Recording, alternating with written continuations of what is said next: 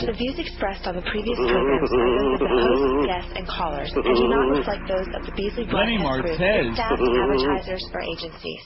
Rock solid. You heard it. The guy that you have talking on your sports department, I heard him the other day talking about the illegals that they're getting now to play the game.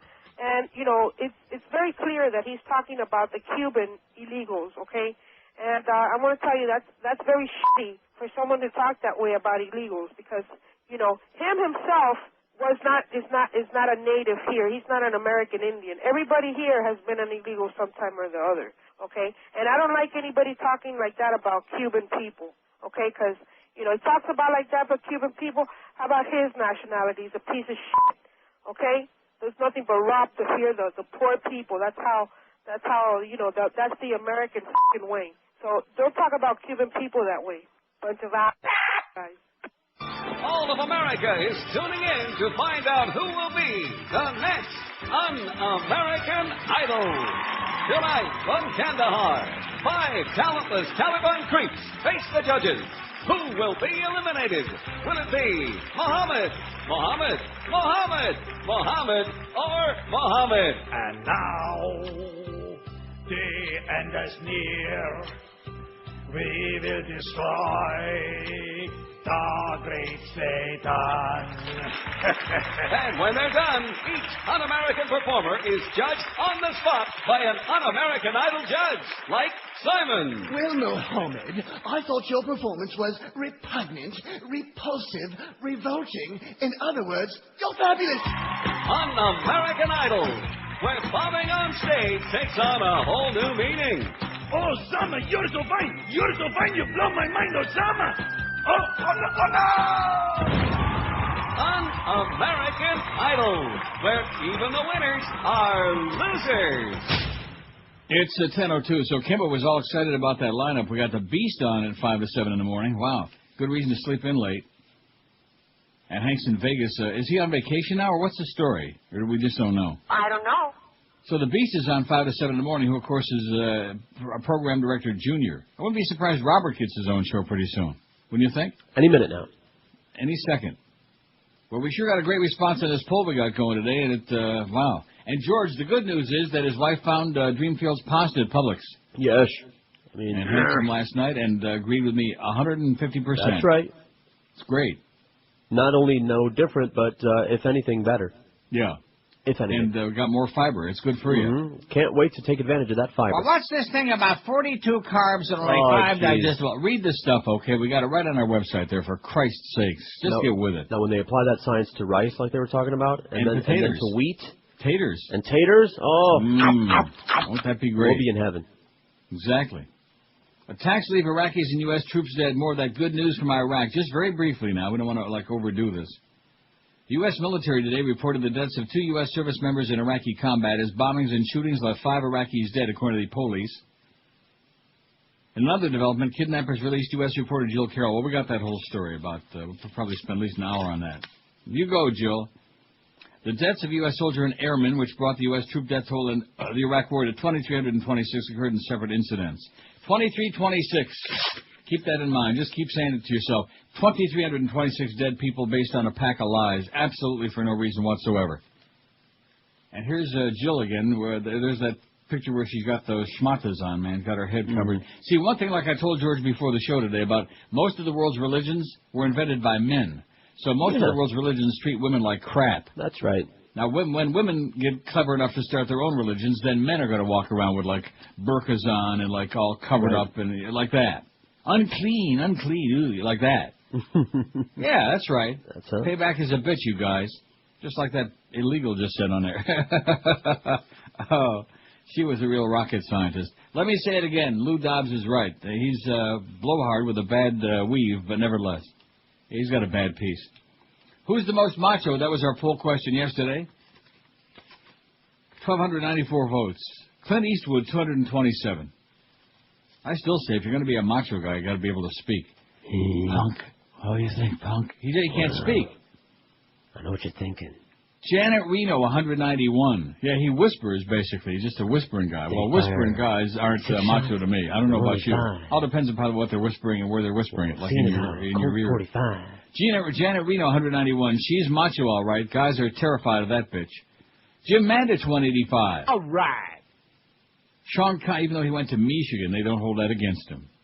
A lot of pretty boys went to Michigan, like Tom Brady. Pretty boys. Sean Connery, 89. Teddy Roosevelt, 70. Linda England, 57. Boy, she should have been in that Candace Mas Macho contest.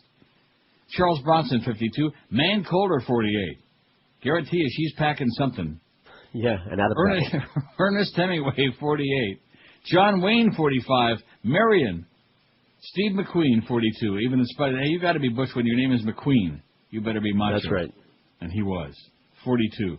Babs Bush, 39, with her beautiful brain. Arnold Schwarzenegger, the Terminator, 21. Condoleezza, 20. Hey, Condo. You fairy. Lee Marvin and Dale Earnhardt and Johnny Weissmuller, 18 apiece, and they're all dead. Ann Bishop, 17. Kimba Beaucamper, 15, who just went off the air here moments ago, but he'll be back again tomorrow after he gets a personality transplant. Catherine Harris, 11. Sly Stallone, 10. Brad Pitt, 9. Sterling Hayden, 8. He was Saluzzo. No, he was McCluskey in Godfather. He was a good actor, Sterling Hayden. But he had that tortured look. You know, he was eating the veal at Best in the City at Louis in the Bronx. And he kind of like reached up and grabbed the napkin he had around his neck and like, he had that twisted look on his face. Sterling Hayden, 8. Billie Jean King, 8. Raymond Burr, 6. Hey, Raymond. You fairy. Tom Brady, 5. Ricardo Montalban, 5. Anthony Hopkins, 4. Steve Reeves, 3. Chuck Heston had 3. Who had a lot more, but the spandex pants kind of like changed his whole image.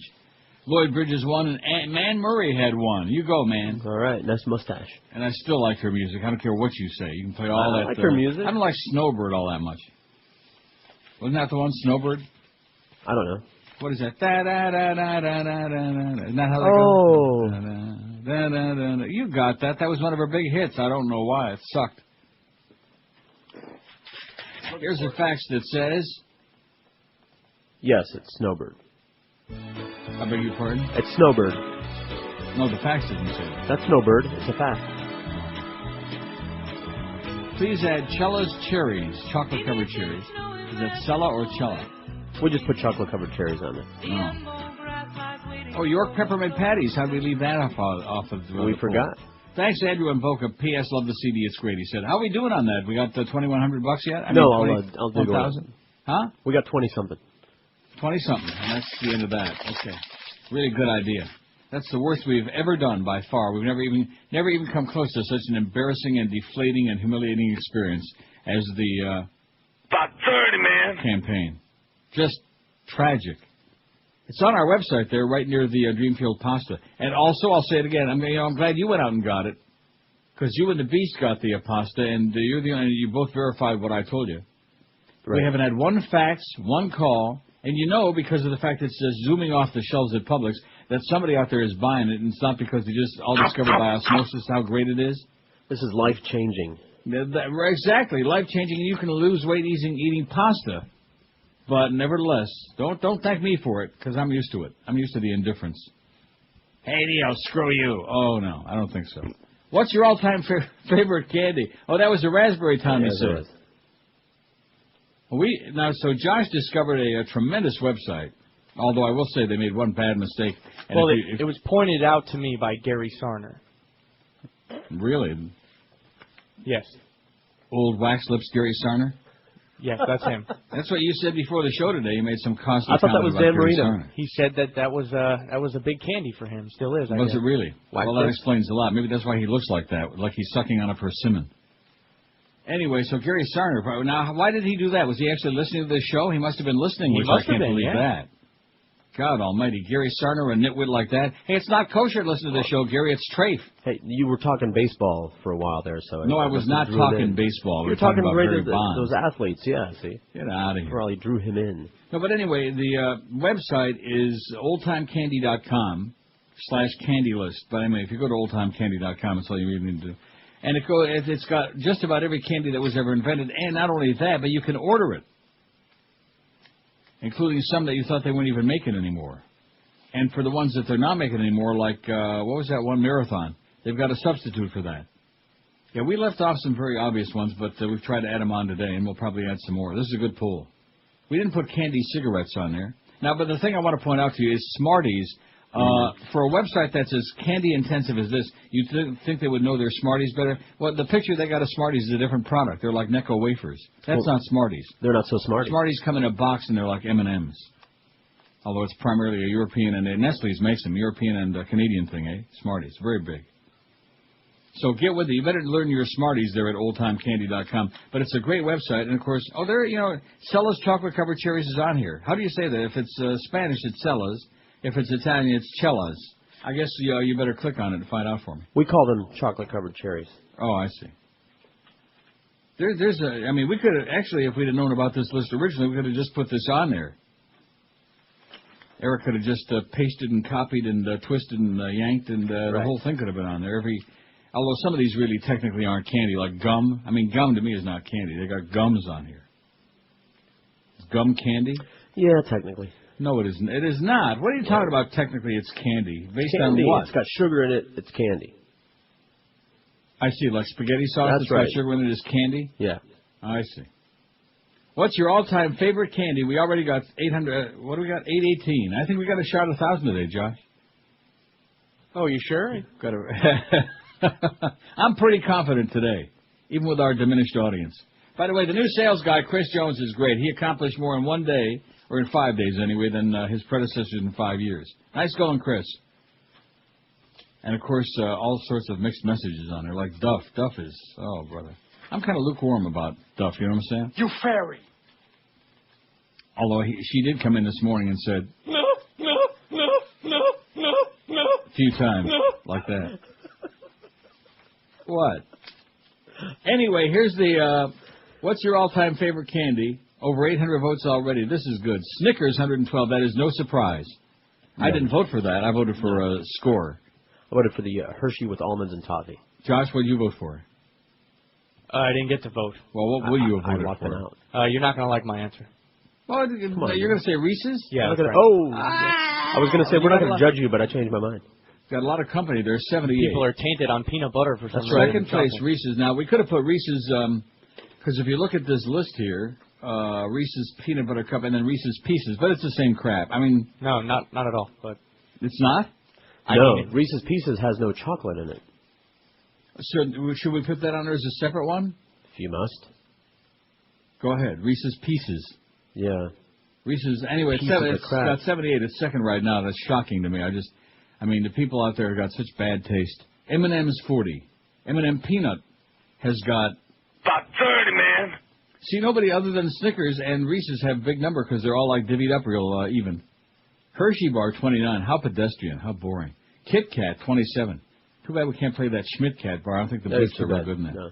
Three Musketeers, 25. Also very bland, mushy. Butterfinger, 23. That's good, especially those big 40-pound ones they make. Oh, and by the way, speaking of Toblerone, which we left off yesterday, but we put it on there today, have you ever seen in the windows of candy shops, they make with them like about 20-pound one. Like you have to get a hernia carrying it out of the store. You ever see those? No. Mounds, 22. That's with coconut, so you obviously don't like that. And neither do I. Baby Ruth, 19. A Rose and a Baby Ruth. Almond Joy, 19. More coconut. Twix, 18. You know what kind of people eat Twix? No. Twits. I see. Heath Bar, 18. Chunky, 17. 100 Grand, 16. Malted Milk Balls, 15. We didn't put chocolate salty balls on here because we're pissed off at Isaac Hayes. Licorice, 15. Milky Way, 15. Whatchamacallit, 15. Raisinets, 14. Turtles, 14. Cadbury's, 14. Now, Cadbury's makes a million kind of chocolate. We just, and so do several other ones on here. We couldn't put them all individually. It had 40,000 names on here. Payday, 14. That's my favorite. Is Payday. My favorite day. 13. Score's got 13. They should have a lot more than that. Don't you like Score? I do. Josh? Josh likes the Score. It's all right. It's all right? I'm not a big candy guy, to be honest with you. Milky Way Dark 12. Then you're out of this discussion. Mars Bar 11, although you did find a good website. Thanks to Gary Sarner, my good buddy. Snowcaps 10, Dove 10. Whoppers 9. Oh, I bet you Gary likes those Whoppers. He and Greg Reed used to tell him all the time. Clark Bar 9. Poppycock 8. Jelly Bean 7. Oh, Henry 7. Marathon Bar 7. Lindt, which again, we just put generic because they make 80 million. They make candy bars. They make those round balls. They make all kinds of stuff. Are there any other kind of balls beside round ones? I don't think so. Maybe oblong ones. 7, Smarties 7. You know what we left off? Well, I'll get to it. Tootsie Roll 7, Rolo 6, Nestle 6, Zagnut Bar 6, Mr. Good Bar 6, Hershey with Toffee and Almonds 5, Carmelo 5, Crispy Crunch 5. If I read the list 3 times, it'll be time to go home. Milk Duds 4, Charleston Chew 4, Crunchy 4, Atomic Fireballs 3, Red Hots 3, Toblerone 3, Crackle 3, Cracker Jack 3, Peanut Brittle 2, Mallow Cup 2, Goobers 2, Arrow 2, that sucks, Ritter Sport 2, Bitter Honey 2, Crunch and Munch 2, Fiddle Faddle 2, S'mores 2, which you didn't even know there was a s'mores bar. No. Sucks. Still Fifth Avenue Bar 2, Peppermint Patty 1, Chocolate Covered Cherries 1. Oh, those are too sweet. They're sickening. Aren't they? I like them. Nestle, yeah, well, like once in a one a year. Nestle's Crunch 1, Necco Wafers 1, Powerhouse 1, Bar None 1, Coffee Crisp 1, Mr. Big 1, Bocce 1. Again, they make lots of different kind, but generic. Reese's Pieces we just put on don't have any. Neither do Top Rocks, Chuckles, Sugar Daddy, Sugar Baby, Wonka Bar, or Caramel have none out of 831. Sugar Baby don't have any? Oh, those are really sweet. Those are good. Aren't they? Yeah, they are. Sugar Baby. Really sweet. Pure sugar. 1016 at 560 WQM. We didn't put Jujubes on there because we don't know how to spell it. We don't want to get the Jewish crowd all bent out of shape. You know? Jujubes. I think it's an anti-Semitic thing, don't you? It is. And those will really tear your teeth out. Most of the candy at the movies will just tear your teeth right to pieces.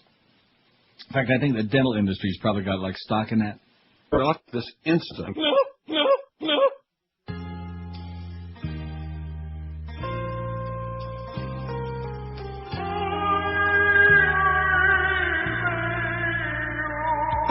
I'm slipping to the store to get some puppies in a deli. With my wife who took a bath and Prince Machiavelli. They were stuck at 17 and we had 28. I went to shop around a little bit and told Minty to wait. She handed me the coupons and my reading glasses. I had to remind her where her master is.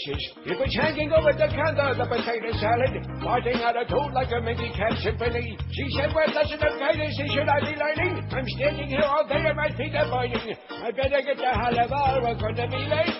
Mercedes all you can eat, oily boys buffet.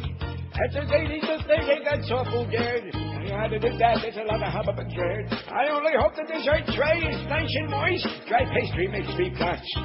Touch your hoist. I dropped my teeth into the soup that I'm eating. Yeah, we'd better leave before my gums start bleeding. My wife said, Moisey, you're embarrassing me. They just brought out a tray of macaroni and cheese. I said I should be embarrassed that I'm falling apart. They should only expect no words from a diaper-wearing part. And I might add that the diapers aren't a bad idea. I can go right now. I'll stand in here.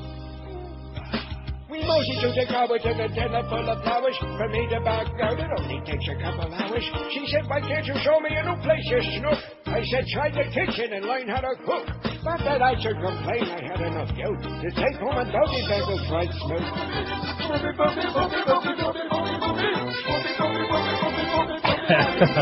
Yahoo Fleischwitz, that's the rapping rabbi that George went and saw last weekend. That's right. It sounded just like that.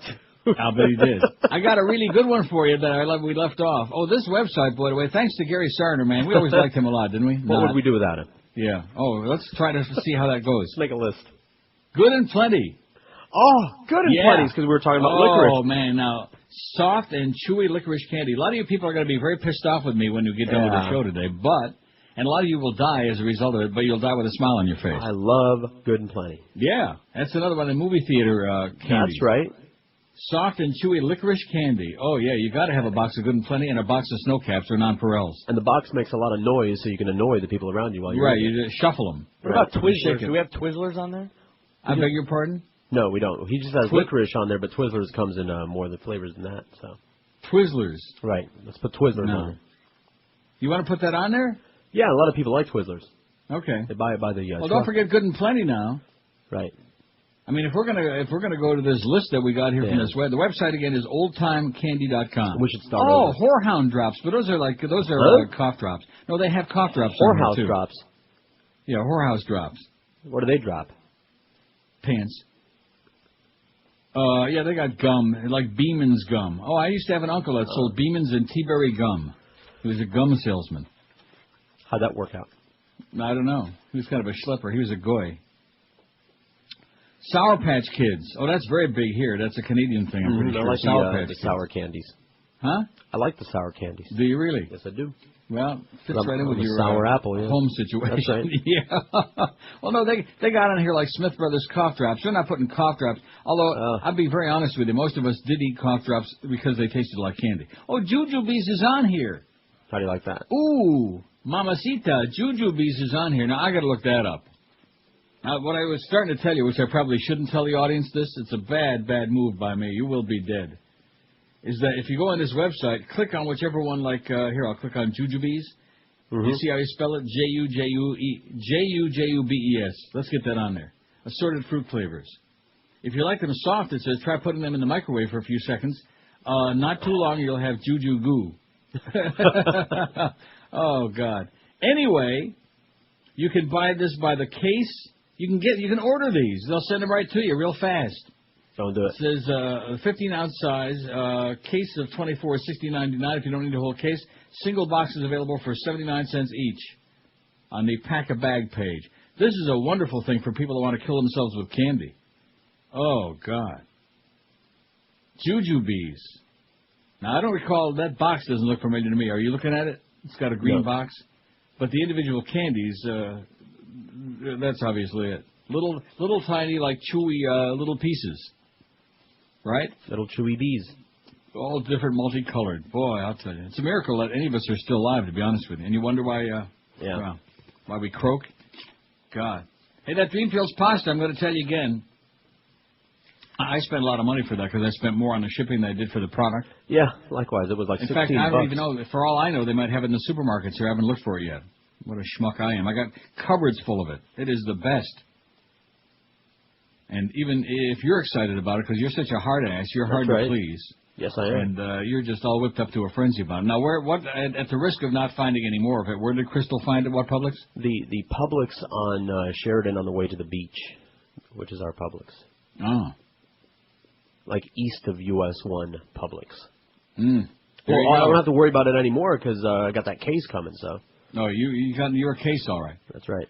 27 past 10 at 560 WQAM. It's a great Thursday. We got the big coming up. Rock solid. This afternoon. That's why the Beast was on this morning, giving the big a shot. I don't have any problem with that. I mean, he can't speak English, but he's pretty good. He's certainly better than some people we've had in that slot, in the revolving slot. Mad Dog at 4. 3 solid hours of the Mad Dog. Thank God. Thanks God. Hurricane Hotline at Bertie Kosar Steakhouse at 7 o'clock. Jesse Agler at 9 to 10. He'll be raving. He'll be kvelling about the Panthers' 7th consecutive win. Beat the Penguins 5-3 last night in Pittsburgh. And Lenny Martez tonight at 10 o'clock. That should be good for a few chuckles, okay, speaking of candy. You're in trouble. We're with the Bushes. We're at the White House. That's right. Now watch what I say. All right. Let's go to some calls. Pennsylvania, hello. Mr. President, is that a cocktail you're making? Oh, absolutely. Listen. Mrs. Bush, does she drink every night? He really does. Getting off Brian. But also, by this point, believe me, we're used to it. Sir, you have a responsibility to the American people to stay focused and sober. No, you. And you, Larry. You too. Texas, hello. President and Mrs. Bush, is Vice President Cheney at the White House right now, too? I don't know.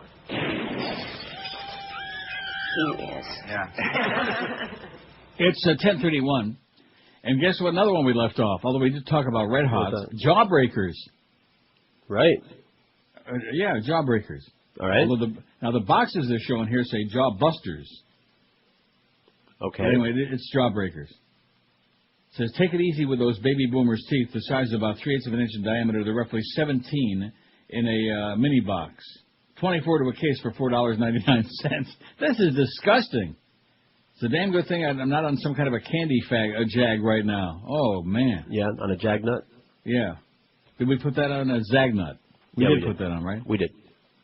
Bonomo's Turkish Taffy. They don't make that no more. French Chewy Taffy. I see. There is a new one because they don't make Bonomo's anymore. But here's French Turkish Taffy. Don't put that on. Oh, you could put that on. Bonomo's Turkish Taffy. Or just put Turkish Taffy. Can you believe these? And you click on, you can order them because you'll find that 99%, like I said about, what was the one I mentioned, a Marathon. that they don't make any more Marathon bar. But if you click on that, it says it's gone, but the Curly Whirly takes its place. Each bar is the same size as the original. 1 inch by 8 inches of braided caramel covered with milk chocolate. Ooh, that sounds good. Oh, look at that. There's the picture of it. It's braided. It says you will not be disappointed. A bag of 20 bars is $23.99. Let's sell candy on the show every day and kill everybody. All right. Oh, man. In fact, just take tons of this stuff and put it on Gary Sarner's door and just put a kosher, a little Circle U Ranch sign on it. It's Parev, whatever that means. Kosher, it's halal. Tell them it's halal. We got 898 votes. That means we might get to 1,000 by like, 11 and... About 30, man. 30, what do you think? At least. 5670560. We're candy intensive today, boy. The show is so sweet, it's disgusting. By about noon, your blood sugar will be 700 just from listening. WQAM, hello. Kodak Brown. WQAM, hello. I got some candy for you. Do you? Send it over in a box. What do you got? I got Sugar Daddies, Non-Leaders, and Crybabies. What was the second one? Now and Laters and Crybabies. Oh, Now and Laters. That's an old favorite. What is it? Now and Laters. Oh, yeah, Now and Later. Now and later. Later. Slow down, man. I'm an old man. I can't hear so fast anymore. I hear well, but not so fast. I hear slower. Now and Later? I never heard that. I heard it sooner or little later. Square, individually wrapped candies come in different flavors. Chocolate is the best. I don't think that's even on this list here, is it? It ought to be. This has got every candy bar that was ever made, although they have Smarties wrong, which really pisses me off. That's stupid. Do you see Now and Later? Oh, it is on there. Okay. Big Let me go big back down here in Florida in elementary school. They were big in elementary school down here. In Florida. Well, what does that tell you? You got any Now and Laters? Never heard of it. But if I click on it, see, when you see the picture of the product, then it brings back all those memories. Some of them good and most of them bad. Let's see. Now and Later. Here you go. Right.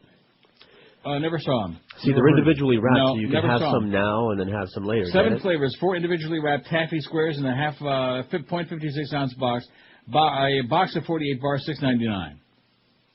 I'm looking at the packages. They don't ring any bells with me. Never saw them, never heard of them. Don't know from them. But if you want to put it on there, go ahead. Now or later. 904 votes, man. The candy is fantastic. Here's Zach in Miami says. That's not Zach. Our Zach could be. I'm sure it's not. Judging by the nature of the facts, I doubt it. Oh, no. Has Josh seen us yet? No. I thought I'd let you break it to him. Tell me he's got a call. A great website that sells all sorts of different nostalgic candy is hometownfavorites.com. They also have a section on the site that's hard to find foods and food based on your region. Maybe they got those cheesy waffly things I talked about. Remember we found that online somewhere.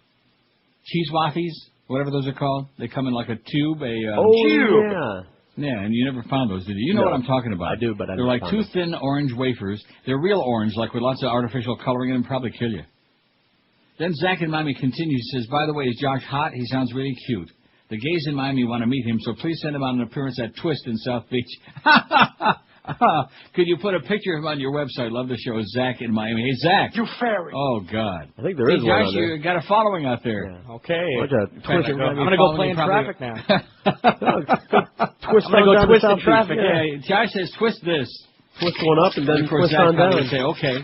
Anyway, that's sad. That's right. By the way, we do have a picture of Josh on somewhere, don't we? No, we don't. I thought we did. Yeah, we do. No, we don't. We'll have to see. I see. He used his powers of influence to take it off of there. This is the best.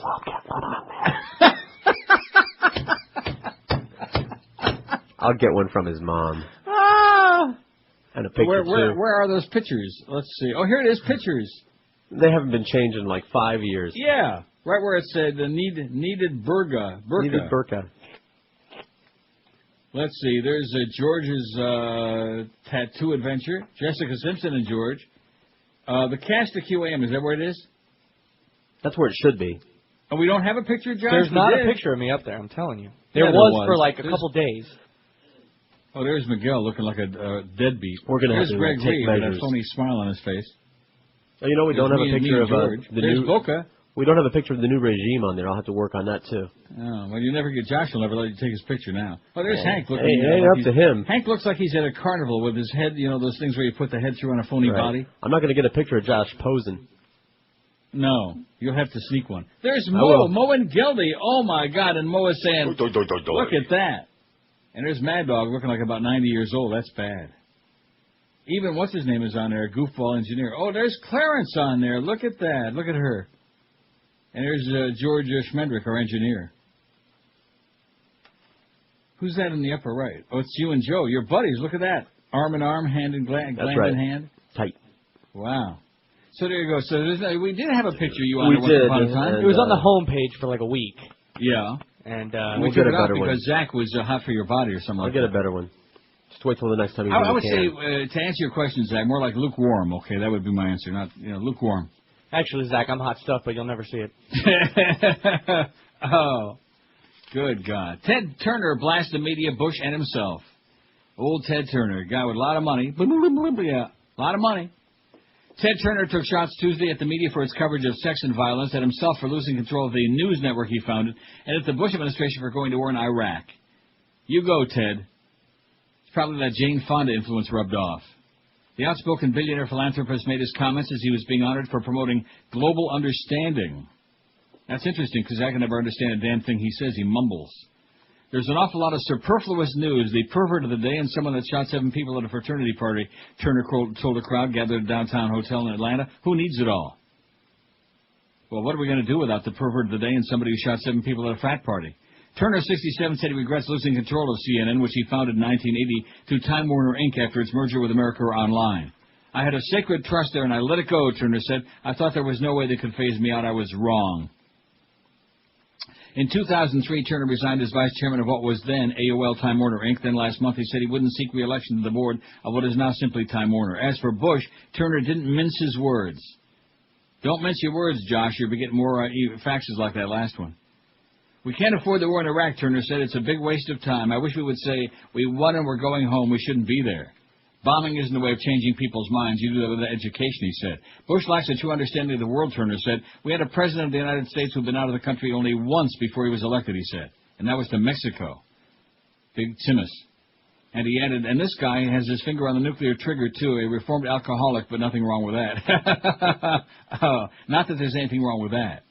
White House spokesman Maria Tamburi addressed Turner's war criticism. Iraq remains a central front of the war on terror, and it's important for the security of our nation to have a democratic Iraq as a friend and ally, she said.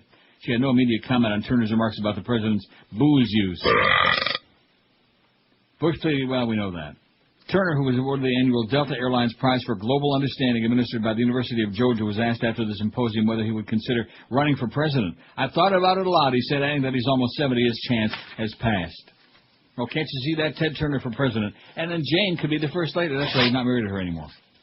What a shame. Wouldn't that be something? Would that piss a lot of people off? Yeah, it would. Hanoi Jane to be the first lady? Wow. They would probably lynch her ass right in the middle of one of her workouts. Poor Jane. Poor misunderstood Hanoi Jane. It's 20 before 11 at 560 WQM. Your insulin levels are going to go zooming in a minute here. This is Neil Rogers. Banana splits. This is 560 QAM. Job stop. Children. I'll sell them to some Haitians. What would you do for a Klondike bar? Oh, for a Klondike bar? I'd listen to Ricky Martin repeatedly, over and over. Oh, you know what? I changed my mind. I don't like Klondike bars. I'm allergic to chocolate. I'm lactose intolerant. I'm a diabetic. Oh, sweet Jesus, stop it. No, turn it off. What would you do for a Klondike bar? And you know, I thought this website was so good, but then again, Gary Sarna gave it to us, so how good could it be? There's no Klondike bar on here. That's why we left it off. Isn't that a shame? No, medium shame. Well, put it on there right away. Let's get Klondike Bar on our thing. Oh, the Josh picture is back up on the websites for the South Beach. Oh, no. They want to check it out? Hey, Zach, Josh's picture's back on the website. You can take a look, okay? You can look, but don't touch. Where is it? I don't know. Under pictures? I'm just reading off the little teleprompter here. Under pictures. Okay, let's see. Under what? Cast a QAM or more QM pics? I don't know where you put it. Where'd you put it there? Huh? There's Hank. Sitting there with about a 40-ounce, an 80-ounce cup of something in front of him. Well, there's, who is that? Where? To the left of Hank, where it says more pictures. Who the hell is that? Oh, Josh's picture is right above the pasta. Front above the center. pasta? Front and center, front page. Wow. That's Curtis. Let's see, above the pasta. There it is. Yeah, that's him. That's what he looks like. Punk. That's him. I don't think Zach would turn you down. Well, we'll never find out, will we? Oh, now maybe that is Zach Krantz. Maybe Josh is a chubby chaser. We just didn't know it. American reporter Jill Carroll was set free today. Police said nearly 3 months after she was kidnapped in a bloody ambush that killed her translator. Her Redditor said she was just... Oh, we're fine. Carroll, 28, was handed over to the Iraqi... I still can't... You could tell me again like 100 times today that Dan Stewart is dead, and I still can't... It hasn't sunk in yet. Dan Stewart is dead. No. Not Danny boy. And you want to know why, don't you? Because that's God punished him for what he tried to do to poor Josh from, not our Josh, but from Young and the Horny. Mm-hmm. Josh Morrow. Nick. Remember that? Yeah. And right after that, they married Nick off, and his wife started having babies like one every 2 months. It was incredible. Just popping them out. Tracy and Kendall says, my vote is for Red Vines licorice in my life. Did you ever hear that? Yeah. Oh, it's on this thing. Yeah. Red Vines licorice bars. The long, skinny... It's long and skinny? Yeah. Hey, Zach, Josh said it's long and skinny. Red Vines, where is it? Red Vines licorice bars. Oh, there's also Red Vines licorice twists. Mm-hmm. Hollow tubes. Look at that. They're hollow tubes. Connected into a 2.5-ounce bar of licorice. A box of 24 original red, black licorice and $16.99. If you don't need a whole box, you can get it by the single bag. Red Vines twists and sugar-free twists. Oh, they got sugar-free twists, probably loaded with the maltitol or stuff like that. Make you just, spend all day on it. It says you can still buy them in the original little package or buy the bucket at Target, says Tracy. They're also great for pissing off Twizzler eaters. Oh, she says yuck to Twizzler. She likes the CD. About 30, man. Especially like Old Neil and Larry King Wigs Out. You have a great weekend, too, Tracy. Thanks for the memories. There you go. 5670560. We're candy intensive today. They're one of the best polls that we've ever taken. You know what? I don't know what inspired me to do this. I don't know. Candy? No, something inspired me. This is where I know. It was the fax we got the other day. Thanks to the faxer for inspiring me. With the one that said George is an idiot. Mars bars don't have shredded coconut. Oh, that right. And it said on that note, how about a future poll for what's your all-time favorite candy bar? Well, we didn't just do candy bar. We did candy. Right. Did we put cotton candy on there? Probably not. Not. No, that's fair food. Not that's really not candy. Right, it's exactly. county fair stuff. You know, it's okay. And you can buy it on that website, but it's in a bag. It's never going to be the same. It's going to be all dried out. You know, the best thing when you go to the county fair and you go in, don't eat it because it's just going to kill you. But you watch them making the cotton candy and how they pour the sugar and the coloring in that thing that goes round, find a wheel. You know, like Perry Como would say, round and round. And you watch the sugar like spin like, and it looks like a cobweb. Right. You kind of wonder where the sweet spiders are. Mm-hmm. You know what I'm saying? They're in my house. It looks like a cobweb. Oh, watch out for those spiders. Man, I got me a spider bite on my leg a couple weeks ago as big as a watermelon. My God. I took my garbage in the garbage room and put it down the chute, you know? Oh, shoot. And a spider, Little Miss Muffet was in there, and along came a spider and hopped up on my leg, and without my knowing it. And I came back in the kitchen, was washing a couple of dishes, and I felt like on my leg, you know, like about halfway down, between the knee and the ankle, like something not good. And I looked down, and there's two telltale round holes, you know what I'm saying? That's right, the vampire teeth. It was bleeding. Yeah. Bleeding. Now the scar is still there, because being diabetic, I heal real slow, you know, especially after I ate about 400 of them double bubblegum things. Oh, this candy thing is really sick. You know, on the one hand, we're telling them about the Dreamfields pasta. By the way, nice job on that, Troy. You're really doing it. Give it to like a real sales guy, that account. We ought to have them on the air. Like Gary Sarner? Oh, yeah. Well, isn't that his thing? Isn't he like national? That's his thing. Well, tell Gary Sarner, instead of talking about candy bars, Gary, you ought to be working on our Dreamfield pasta, you idiot. You professional yid. WQAM Candy Line, hello. Hey, I'm diabetic. I can't have any candy, so you're really killing me here with this talk. Me too. Join the club. I also need a large T-shirt. Get Josh some movies. Yeah, okay. WQAM, hello. Hey, Neil. Yes, sir. Zero candy bar. Zero, I remember that. Zero, the white one. Right. Oh. And then the opposite, it was the chocolate babies. I think that one's on this list here. Let's see. Chocolate babies, You got sugar babies, the chocolate babies. They put them out of business a long time ago. Yeah, but you know something? Let me look at this because it's on this list. I think you'd be interested in looking at this thing. No, you see, it's nervous laugh because they'll probably kill you. Chocolate, what is it again? Chocolate babies. Chocolate babies. I'm clicking it because it's on the list. And, those things look like dog turds, man. They do, don't they? They Small taste pretty good. chocolate-shaped babies about 1 inch long. There you go. Look like Tiny came back to life. Okay, thanks a lot, Pally. Oh, they're shaped like babies. Now, I know those. But don't those have like marshmallow inside, or are those solid? I'm not sure. I got to look at the picture. You on that Chocolate site? babies. There's the dead babies from CKLW. I think those got marshmallow in them, don't they? Or am I confusing them with something else? I'm not sure what those are. Small chocolate-shaped babies about 1 inch long. 2-pound bag is roughly 200 pieces is $4.99. Only $5 you can go into a diabetic coma. 200 pieces.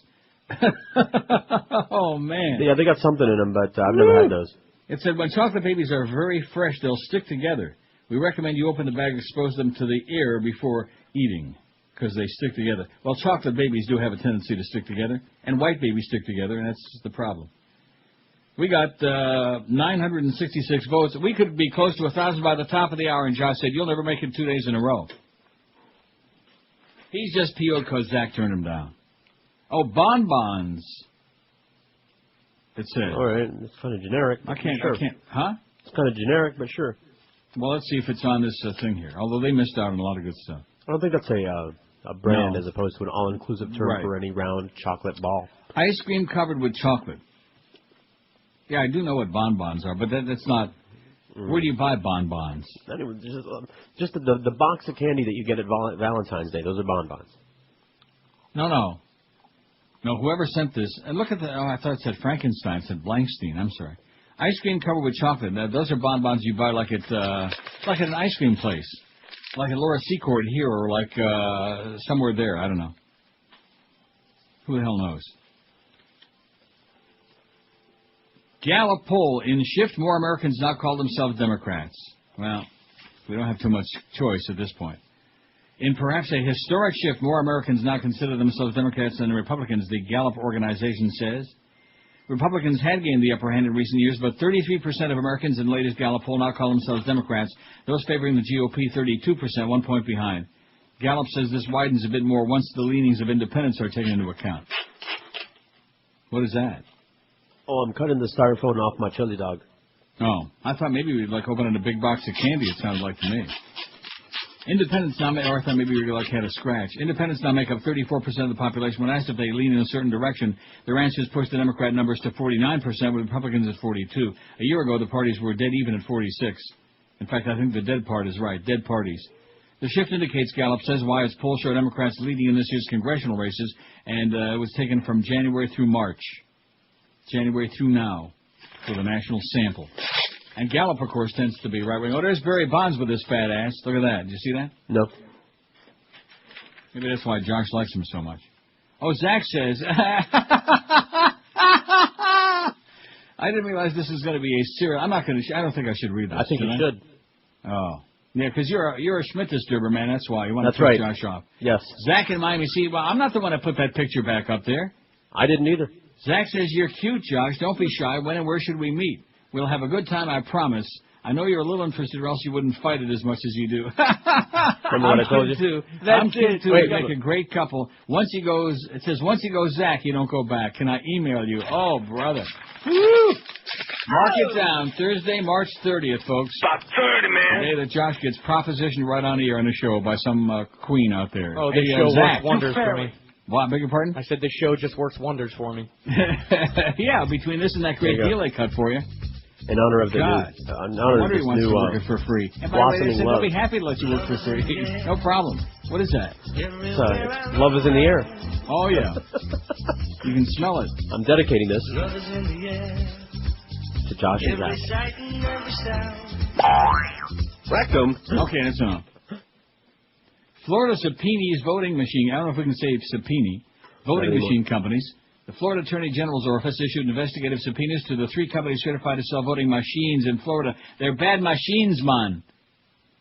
Attorney General Charlie Crist is reviewing a dispute between the firms and Leon County election supervisor. Diebold Election Systems and Software, and Sequoia Voting Systems have refused to sell equipment to let disabled voters cast ballots without help in Leon County. Election supervisor Eon Sancho has been outspoken about his concern that the devices can be easily manipulated to change race outcomes. A lot of folks would like to be able to change their race. The company's refusal has left Leon County, home of the state capital, in violation of the federal Help America Vote Act. Charlie Crist. Hey, Charlie. You fairy. Wants to see copies of documents relating to sales of voting machines by the companies in Florida since January 2003. Crist's office began the investigation early in February. A spokesman for the Elections Division at Diebold says they haven't seen it, but they'll review it. Officials at Sequoia and ES&S haven't returned messages seeking comment. Well, there you go. At least there's a little something going on. There's a little something in the air, like George said. Love is in the air. You can smell it. The aroma. As Zach is just overwhelmed by that picture of Josh Cordes on our website. Right by the pasta, too. Got a funny line for that. Yeah, I know, lots of good things. Better keep it to myself because two people become very aggravated, the most important of which would be Joyce. She'd get all bent out of shape, just like a wrinkled piece of pasta. She'd get all... In fact, that's what she looks like, what Norma said. A wrinkled noodle of pasta.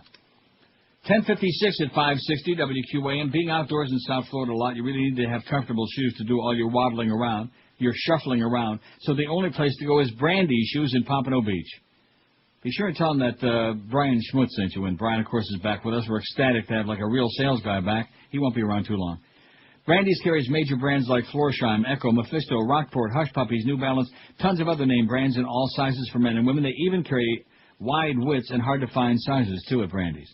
Brandy's, in fact, is the largest independent shoe retailer in all of South Florida. When you see the selection and value you get at Brandy's, you know why I've been raving for years about just how great they are. Besides the fact that they pay good money for it. Go see our good friend Arnie. He'll get you the right fitting shoes for those feet and the right price every time, too. Brandy's sure is not like those big department stores where you wander around waiting forever to get service, and then finally when they wait on you, you pick out the style you like. Oh, sorry, don't have that in your size. Good luck to you. The only thing they do at Brandy's is shoes, so they're the experts. You don't have to worry about size, selection, service, or price. They're absolutely unbeatable. Brandy's Shoes, you'll find them at 1290 North Federal Highway in Pompano Beach between Atlantic and Copans on the east side. You can't miss it. Brandy's is open Monday through Saturday till 9 and every Sunday as well till 5. And this week is a great time to buy naturalizers at Brandy's. All great women's styles, $10 off. So be sure and do your shoe shopping at Brandy's this week or online on their website at brandysshoes.com. This is Neil Rogers. This is 560 QAM. This is your brain. This is your brain on drugs. This is your brain being chopped to bits by a finely honed meat cleaver. This is your brain in a blender. And this is your brain being stirred into a big pot of chili. Brains. Real food for real people. Sitting in the lobby. What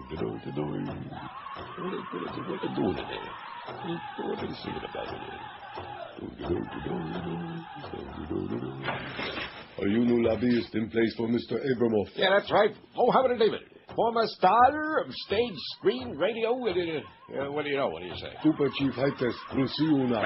It's about stinking time. I ain't getting any older over here. What can I do for you? Seeing that Mr. Abramoff is incarnation milk, I'm taking his place, see? And I'll have you know that I'm here to collect the big. The big? That's right, for favors granted. What favors? What are you getting cute with me? Come on, chill out the dope, bub. You put it all in this briefcase right here. Kick. What's the meaning of this? We are Kickapoo, Kick. And we get a kick out of you, Kick. No, wait a minute. Wait. Let me ask you something over here. Yes, white man. Who's the mo for the American Indians? Keely Smith or Edwin Everett Wood? Huh? Come on. Kick him out. Now, see here. It's 11:01 at 560 WQAM. Here's a fax from Bill who says, from Fatlanta, where everything is fried, including the people. He says, my all-time favorite is Dots. And how about Screaming Yellow Zonkers? Great for the munchies. Don't think they make those anymore. Well, didn't we talk about that yesterday, Screaming Yellow Zonkers and Yonkers? I forgot. But they're not on this list. Oh, don't tell me you're eating Howie's again now. I am. That chili dog I was telling you about. But Dots, so I looked up Dots, and you know what they are? I hate them. Sorry, I think I do. They're like, they're Dots, formerly known as Mason Dots, and they're like They also made licorice dots called Black Crows. But these are assorted fruit-flavored gumdrops. And they're like slimy. In other words, you chew into them, and they're like, I don't like slimy candy. You know? They're another movie candy. Yeah, exactly, definitely. I know what you're Dots. talking about. What's Dot? I'm ambivalent. 225. They come in a 2.25-ounce box. A case of 24 boxes is $17.99. And if you don't need a whole case, single boxes for only 79 cents each. On the Pack-A-Bag page. Well, you could go with that Pack-A-Bag page and a couple of these, one of them and those and these, and just kill yourself on this stuff. Couldn't you? You could. This is a great website. Thanks a lot, Gary Sarner, you jackass. Hey, Gary. You fairy. Here's a fax, long one. It says, Ron and Fez gave a plug to Blog Lassiter the other day. Apparently, Fez had a massive heart attack and discovered that he's diabetic. How do you like that? By the way, Blabo's not doing so well, but we sent him our best. He's having a tough time. And here on the day that we're talking about candy and killing people with food, not a good combination. Sorry, Blabo. From Monsters and Critics, people in the news, Busta Rhymes /gay fan attack. Busta Rhymes has lashed out at a gay fan who tapped him on the shoulder. Well, excuse me. The incident happened as the rapper turned out. If Zach came in the lobby and as you were walking out, Josh, tapped you on the shoulder, would you get all bent out of shape? I'd give him a Busta Rhymes to the head. Just a tap on the shoulder? What if it was a love tap on the shoulder? Now you're extending it. Just as long as he didn't extend it. The incident happened as the rapper turned actor was leaving the 11th Street Diner in Miami's trendy South Beach District the early hours of Sunday, this past Sunday. How come we didn't know about this? Well, we do now. Eyewitness Thomas Barker told America's New York Post newspaper the restaurant was packed with transvestites, gay men, and drag queens, which obviously made Busta a little bit edgy. Well, I don't think you'd find Josh in that restaurant. No. Well, at the 11th Street Diner. When a young gay guy came up behind Busta and tapped him on the shoulder to congratulate him on his recent comeback, he added, before the guy could even mutter a word, Busta turned around and repeatedly screamed, "Why the F you touching me, man? Get the F away from me. Why you effing, It's claimed the break-your-neck rapper then whispered to one of his bodyguards, I hate faggots, man. Oh, I hate effing faggots. What about then stop effing them. Yeah, Rhymes is believed to still be upset by the murder of one of his minders and longtime friends, Israel Ramirez, in February. Oh, Israel Ramirez, good Jewish boy. The father of three was fatally shot in the chest outside a Brooklyn warehouse in New York, where the rapper had been filming a music video with fellow hip-hop legend Missy Elliott and G-Unit members Tony Yayo and Lloyd Banks. Oh, remember that song, Working on My Yayo? That's that Yayo, by the way. Oh, Yayo. Well, what do I know? Yayo, Yahoo, Tony Yahoo and Lloyd Banks. Yayo. Where did he go to school? Probably at Yale. Think? Doubt it. Yeah. Maybe he was there with your president at Yale. I got an article here that I'm so excited about it makes my knees rigid. Oh, this is so good. Because I'm the one been screaming about MSNBC. Why do you want to outdo Fox? Why do you have to have Chris Matthews on there, that phony baloney, and that right-wing Rita Crosby from Fox who can't speak, and that guy with a bow tie, Mother Tucker Carlson, and every other Nazi that comes down the pike? Why? That's the obvious. If you want the audience... Why? And here's the proof in the pudding finally happened. Remember I told you yesterday about Keith Olbermann beat the pants off of that stupid bitch? Right. On CNN? Paula Which one could you be more... Oh, thank you. Well, Paula. Which stupid bitch when you're talking about CNN? That one. Yeah. As opposed to all the other ones, like Mrs. Limbaugh and Kira Phillips and Dana Bash. Don't leave out Soledad. With a little shrunken head. Hey, Soledad, small potatoes, okay? She's just a bimbette. How do you say this name? Senk? Uygur. Oi. Okay. Anyway, it's in the Huffington Post, and the story is headlined, Olbermann proves the obvious. And I've been saying this for a long time, but when somebody else says it who's got a little bit of credibility, besides some fat old queen on the radio who's talking about candy all day, then it has some significance. By the way, this mine survivor, this guy's wife is big as a house. It's not like she's in the family way or anything like that. She's not pregnant. She's just a cow. Oh, good God Almighty, I just put it on there. Anna. That's 3 people. I mean, all morning long they've been hucking us with this sole survivor. And then, did you notice the other guy is skinny as a rail? The guy that survived, her husband, yeah. Yeah. Fat and skinny, went to bed. He's got some issues, you know. Yeah. He had collapsed lung, he had kidney damage. Yeah. Well, look at him. He's like in La La Land. He's like shuffling around. Randy McCloy Jr. He survived, though. Yes, he did. That Sago mine, he survived. Yeah. Oh, he's patting him on the back. Yeah. You know why he's skinny? It's because she's eating all the food. Keith Olbermann just made everyone's job easier, writes Sank. From now on, it'll be easier to criticize the administration on television. It'll be easier for liberals to get hired in the media. It'll be easier for television executives to make programming decisions. And most importantly, it'll be easier to get the truth to the American people. For some time now, I've been saying that TV executives are crazy not to put counter-programming on cable news by putting a liberal alternative to the countless conservative talk shows on TV. This is especially true when most of the country can't stand this Republican president. It doesn't take a genius to figure out that if the president has approval ratings in the 30s, about 30, man, that perhaps people would watch a show that takes the opposite side of the president. Fox News created an empire by opposing a president, and Clinton was much more popular than Bush. It might not take a genius to figure this out, and thanks God, because TV programmers are no geniuses, but one thing they do exceedingly well is copy whatever works.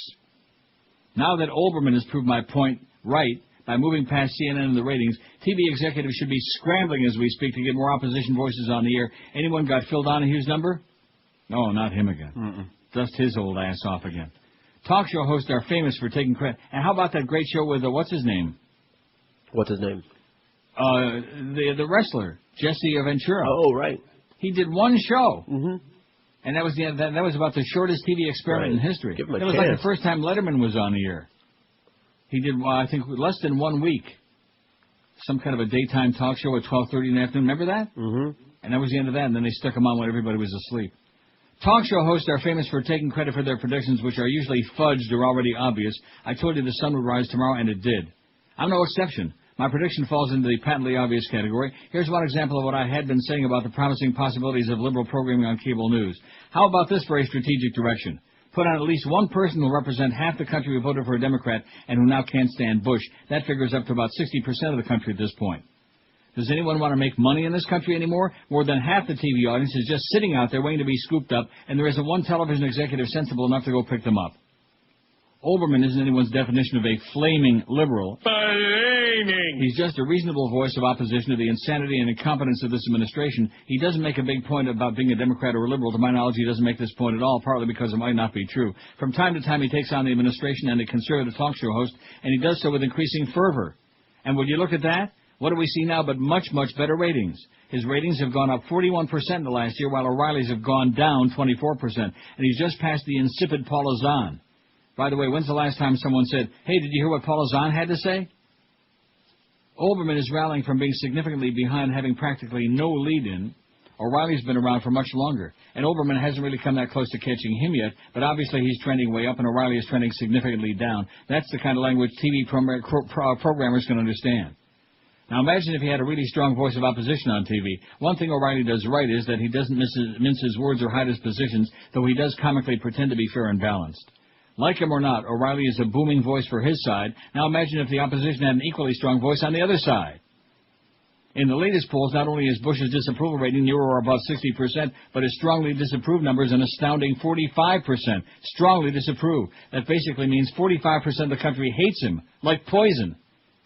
Imagine how excited they would be to tune into a program which unabashedly takes on this president.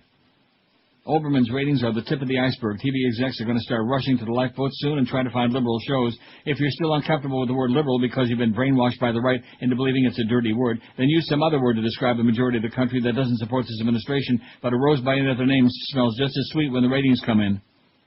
One rating success begets another. The first ones in on the trend benefit most. Olbermann already has a leg up, and God bless him, he's earned it. The question is, who's next?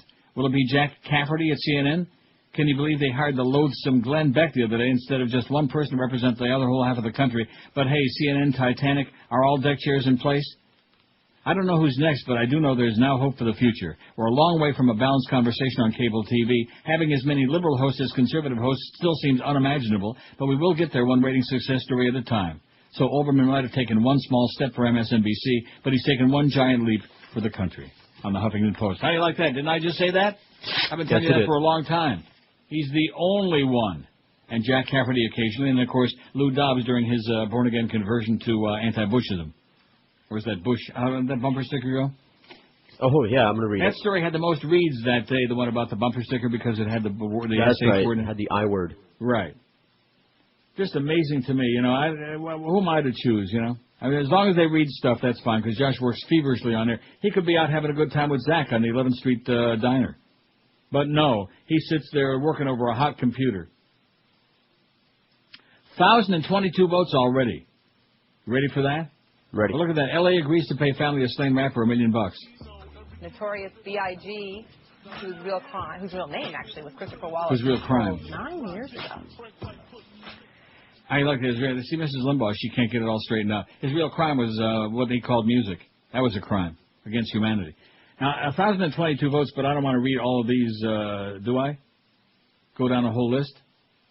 I'll give you the leaders, okay? It's just too many on here. What's your all-time favorite candy? Not necessarily a candy bar, candy, something sweet. I know what Zach would say. Yeah.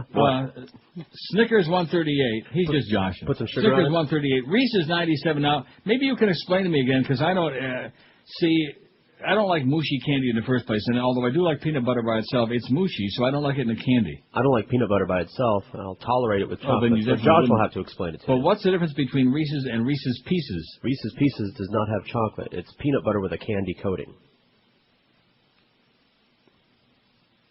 Fair. Some of it like M&M's with peanut butter inside? Double fair. Snickers 138. Reese's 97. Oh, I don't... That's Reese's peanut butter cup, I'm assuming. M&M's 45. M&M peanut 34. Hershey bar 33. Well, I'm going to tell you, you people also like vanilla ice cream, I'm sure. Hershey bar, your favorite candy? Kit Kat 31. Butterfinger has got... About 30, man. And Mounds also has got... About 30, man. Three Musketeers 28. Twix 27. Almond Joy 26. What, did Josh leave? Has he got a hot date in the line? Yeah, Zach showed up. Baby Ruth, hey, listen, I got news for you. It's better to be wanted. You know, you can't always be wanted by whom you want to be wanted, but it's better to be wanted. Better to be in demand. Well, I should be happy about this then. But you're not. Baby Ruth 24, Heath Bar 24, that's good stuff. Oh, see, I can't make up my mind between Score and Heath Bar. Heath Bar, I think, is a little more toffee-ish. You know what I mean? Right. I mean, they're both toffee inside, but Milky Way 22, Chunky 21. Now, Chunky, that's the square of the chunk. Right, the big block of chocolate. Right. 100 Grand 19, Turtles 19. I'll only do a few of these. Licorice 18. Whatchamacallit's got 17. Raisinets 16. Oh, Raisinets. Oh. I got a pair of those. Filky's just thinking about that, huh? I said I got a pair of those.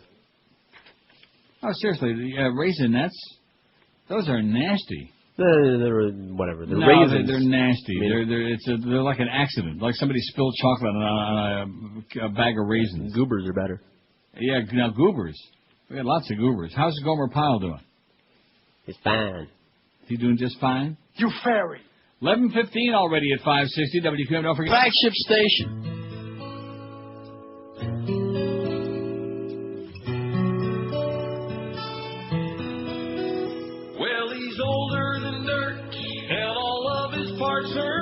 So Mike Wallace says he'll call it quits.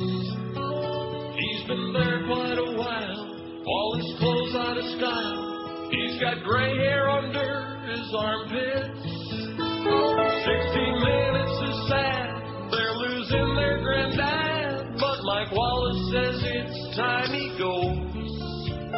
'Cause his hair is shot and he bleeds a lot. He's got stuff hanging out of his nose, and he wears glasses with windshield wipers underneath his suit. He's got diapers, he's got cataracts, had a few heart attacks.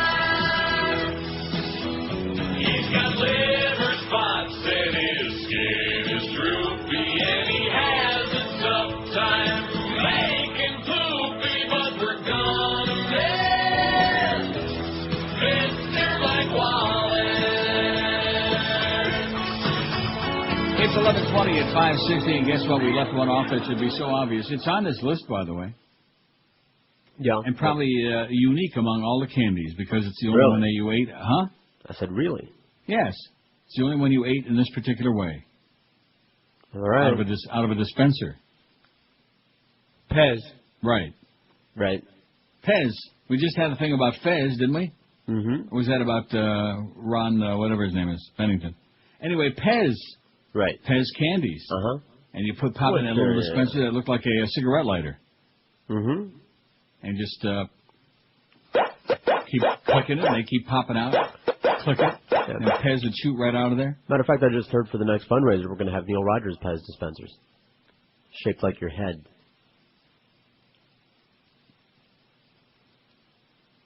I got news for you. I got to be an improvement of what they did this year. Really weak. Really weak. What do we got, $20,004, something like that? Something like that. Very, very weak. And it's a bad idea all the way around. We won't be doing it again anytime soon, so don't worry about it. The pressure's off. 1,044 votes on the poll. Yeah, QAM has turned out to be a real bonanza when it comes to raising money. We found that out right from the get-go, and it turned out to be a big joke. Like, oh, well, what's this all about, huh? My goal is 300,000. Sam the Sham. He put the sham in Sam. All-time favorite candy. I'm only reading the top few. Snickers 142, Reese's 101. Reese's, M&M's 46, M&M Peanut 34, and Hershey Bar 34, and Butterfinger 31, and Kit Kat 31. Kit Kat sucks too, and Mounds 31. Kit Kat my ass. No thank you. Oh. Yeah, we don't have that Schmidt Cat one anymore. I looked at it, not in mine. Really? I'm looking for, no, I haven't even got it. I got this, though. Cat. And we got Chef. What's the name of that thing? Seen floating above the surface. Okay. Yeah, we already played that last week. I think once every 6 months is safe for that. Bob Petrakis and Harvey Wasserman. Remember them? Yes. All the stories I read about the voting scandals, all the fixed machines, man. Well, they've got the co-authors of How the GOP Stole America's 2004 Election and Is Rigging 2008 available at freepress.org. They're also co-editors with Steve Rosenfeld of What Happened in Ohio, soon to be published by New Press. And this story from Columbus Free Press is the mainstream media finally getting half the rigged voting machine story.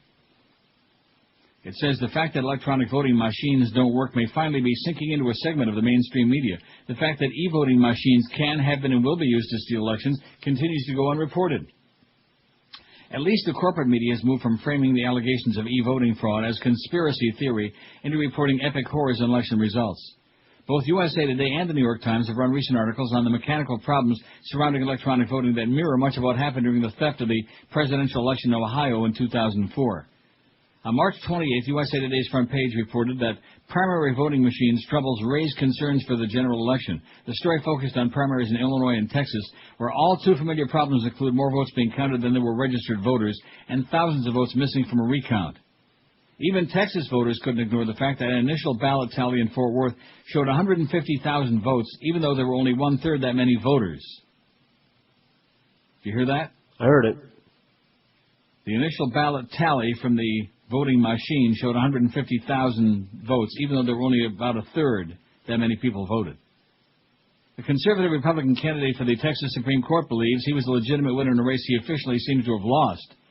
Various reports indicate there were vote counts in the election that were, like many in Ohio 2004, simply not credible. In other words, incredible. Right. On March 23rd, the Times editorialized in support of a unanimous resolution by the Maryland legislature to dump Diebold touchscreens and use OptiScan paper-based systems instead. The move is just the latest indication that common sense is starting to prevail in the battle over electronic voting, said the Times. The USA Today article featured a graph showing the hundreds of millions of dollars being spent under the Help America Vote Act, HAVA, to install electronic voting machines in key states such as California, New York, Texas, Florida, Illinois, Pennsylvania, and Ohio. Yet the e-voting machines are just part of the digital problem facing U.S. voters. Diebold's election software packages include what many activists describe as one-stop shopping for election fraud. Most of the e-voting machine companies also sell software that create digital electronic voter registration databases. In the Cleveland area, an estimated 7,000 voters were knocked off the voter registration rolls when Cuyahoga County Board of Elections adopted the Diebold registration system. The e-voting machine companies can control everything electronically, from voter registration to election day vote recording to final vote tabulation and recounting, whatever the hell they want.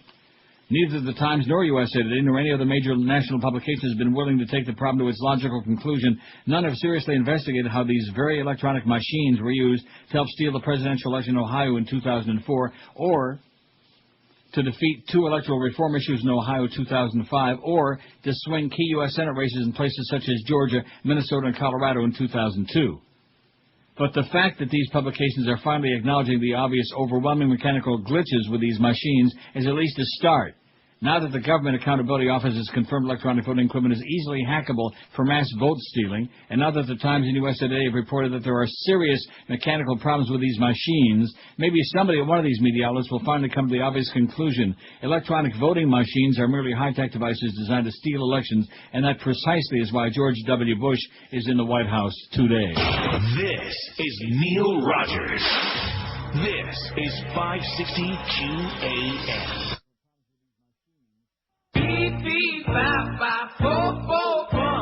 Who injected steroids in my bum? Very bomb. Rectum. Very bomb. What is he on? That very bomb. He may fool someone, but he ain't fooling me. Why is everybody trying to drug test me? Who's always taking all the juice? Who's always acting so aloof? Who throws reporters through the roof? Barry. Who, me? Yeah, you. Barry Bonds. Barry Bonds. What's going on with Barry Bonds? From Sports Illustrated right to the tabloid. Why is everybody saying I take roids? Oh, that's Dave Hagen next to the humper there. I had to, blow up the picture to see. These are, some of these pictures aren't the best quality, you know? No, Whatever happened to Dave Hagen? He went off to New York, I believe. Oh, is he with Tom Hagen? That's right. He can and help. the family. Good. Best of luck to him. He was a good guy. Yes, he was. All-time favorite candy, Snickers 144, Reese's 105. That just makes me feel so much better about my taste. Anybody tells me I got bad taste in food, in movies, music, you're full of crap, because I've seen your taste. Vanilla ice cream and Reese's peanut butter cups. Ah, fat. Man, you talk about crap for Goyim. Holy moly. 5670560. Oh, look at that. They got the last days of John Paul II on CNN. And there's Jesus with that blood on his forehead. Oh, he was there for that. Oh, man. WQAM, hello. Hi, Neil. Yes, sir. New candy on the market. It's been out on about a year. Hershey's Take 5. Oh, yeah, I've seen that. I've never tried. Oh, that's some mint, though, isn't it? No. It's yeah, like it is. Mint. It's chocolate. No, there's no mint. It's chocolate. No, you're talking about the new Kisses. It's chocolate with peanuts and peanut butter. Oh, and you peanut put butter. it Fat. Ah! Okay. Also, one of your sponsors, I'd like to really comment. Okay, good. 5670560, pound 560. Boy, he sure sounded familiar, just like that other guy that wanted to talk about Yeah, right, exactly. Earlier in the week. Yeah, from across the street, you mean. Forget about it. Good try. In fact, bad try. Pound 560 on the Verizon Singular Wireless line. I'm not even going to put that on there because this guy's a stoogie. We got enough tourists already back there in sales without any external help, okay? Believe you me, they got their own issues. I think the word is L-I-F-E, life, as in... I have no life. WQAM, hello. Hey, Mr. Neil. Yes, sir. In honor of today's poll, I would like to have a nostalgic play of the Candy Bar song. Yeah, right. Hold your breath. We don't even have it, much less will we play it. Candy There was song anyway, absolutely nothing wrong with that bit either. No, it was pretty tragic. Not as tragic as what we got going on now. QAM, hello. Neil. Yes, sir. How are you? Excellent. I don't know if you've heard of this candy because I just turned on the radio station. It's called a Charleston Chew. Yes. You've heard of it? I've heard of Charleston Chews. There's a few of them there. There you go. Okay, well, let's see. We can put that on there. Now, let me take a look and see what it is. See if I know it. It's on the list. Not on our list. Charleston Chews. You just click on it. This is a great website. Let me say it again. OldTimeCandy.com. Oh, I don't recognize those wrappers at all. The one color, the orange one, looks like a wrapper of a Clark bar. Is that the East Chewy Coast wrappers or chocolate, the West strawberry, or vanilla-flavored nougat with delicious chocolate coating. That sounds damn good to me. Nougat. Chewy chocolate, strawberry, or vanilla-flavored nougat with the delicious chocolate coating. There are the large 1.87-ounce 5 bars. A box of 24 is $17.99. If you don't need a whole box, you can get them 79 cents each on the pack a bag page. Yeah, I just kind of wonder how is I don't get it. But I guess it's a food company, Mm-hmm. Oh, and then they've got the history. I didn't realize this. Not only have they got the place to order it and memories of people who enjoyed it, but then there's history. on each bar. Right. That's how I found the. It might have been this very same page. Or website. Donnelly Cross was a Shakespearean actor performing before audiences in San Francisco in the early 1900s. During one performance, he fell off the stage, injuring his back. The injury ended his acting career, so he looked for other fields to conquer. In partnership with Charlie Fox, Cross opened the Fox Cross Candy Company in Emeryville, across the bay from Frisco in 1920, with a candy bar called the New Chew. The candy bar that made look like a Chinese thing, CHU. The candy bar that made the company famous, however, wasn't launched until 1922. It was named after the dance craze in full swing at the time, the Charleston. It was made of vanilla-flavored nougat covered with milk chocolate. The chocolate and strawberry Charleston Chews, introduced in 1958. It sounds good. Damn it. I don't want it. I don't want it. Charleston Chews was one of the earliest candy bars to capitalize on the use of the freezer in the home refrigerator. Many a Charleston Chews lover has enjoyed their treat by freezing and then smacking it on a hard surface to create many bite-sized pieces. Yes, smack it. And the candy, too. The shape of the bars changed a bit over time, but this delectable ingredient are just as great as they ever did 80 years ago. Ownership of the company has changed several times. Today, Charleston Chews are made by the Tootsie Company. Well, I'll be damned. By the Tootsie Company. It must be in Africa. Bye-bye, Tootsie. Charleston Chews. You ever had one, either you guys? I don't think so. Not me. Ooh, they look really good. But like I said, I'm not getting no candy. Oh, that would be really a bad move. Mm-hmm. The idea is just to talk about and enjoy savoring the memories, okay? Not like going and ordering a whole bunch of this stuff and making yourself sick and getting your blood sugar up to about 900 and going into a diabetic coma, you idiots. WQAM, hello. Hey, Yes, George? sir. Yep. Or is this Neil? Both. They're both. Yep. Hey, I got that one bar. It's Zero Bar. I was wondering the history on that. The history on it? Yeah. I think they were looking at the ratings across the street. How are you? Okay, I'll look for it. Do we really want to hear the history? See, why did I start that? I don't know. Oh, well, what's the history of M&M's? What's the history of peanut butter? We got your history over here. The Zero Bar. There it is. It's on here. Now, do they have a history of it? No, a little history. Very little. Good. Oh, I don't like those. I'm seeing the picture of it. I hate those. Maybe they have histrionics. No, that's got like yeah. Caramel peanut butter almond nougat covered with white fudge. See, I'm not into white chocolate. I don't like it. Feh. The Hollywood Candy Company got its start not in the famous California city, but in Hollywood, and not even in Florida, Hollywood, Minnesota, in 1912. Originally introduced as the Double Zero Bar, the name was changed to Zero in 1934. Today, Zeros are made by Hershey's. Oh, no wonder they suck. Other famous candy bars invented by Hollywood and are Milkshake, Payday, and the 747 bar. Only the Payday is still being made. Milkshake bar. Sounds familiar to me. I think they were very similar to like Mars, to Three Musketeers. 5670560, pound 560, and then this is the kind of stuff that's killing us, okay? Just want to tell you that right now. It's killing all of us, okay? It tastes really good, and they manufacture it in a way that's really sweet, so that like your taste buds do a tap dance when you eat it, and you want more, and more, and more, and more, and you can't satisfy it. You eat like a whole case of them, you know what I'm saying? Yep. You can't eat only one. And that's true with me. If I have one candy bar, the idea of one candy bar, if I'm in that mood for candy bars, the idea of eating one is so ludicrous to me, you know. Unless you're on the go, you know, unless you're going somewhere, like in a cab or in the car, you have like a Snickers. Not for energy. Forget about the energy, just because it tastes good, right? Right. Satisfy that sweet tooth. WQAM, hello. Hi, Neil. Yes, sir. In the late 70s and early 80s, they had the Reggie Bar, named Right. after Reggie Jackson. And we mentioned that the other day, but it's not on this list. Oh, it's not. Okay. How about caramel creams? Is that there? Caramel creams? Yeah, the caramel with the cream in the middle. Yeah, bullseyes. Yeah, caramel creams. Oh, okay. Hey, you know, there's another movie theater candy. Oh. Those you are know, awesome. Chuck Connors should have been on your list yesterday. Very macho. Queens? Oh, for macho guys, that's right, but he was Gay. He was something. No, Okay, he thanks. He played for the Dodgers. He wasn't gay. What's wrong with you? No gay baseball players. That's right. Chuck, what? Huh? There's no fags in baseball I and know that. hockey, certainly, Of course and not. football, the NFL. I mean, that Dave Copay rhymes with Gay. You know, like that. All these stories. You know, when guys shower together, they have to feel very secure, very macho. Like, for example, if Josh were to shower with Zach, he'd probably be looking over his shoulder.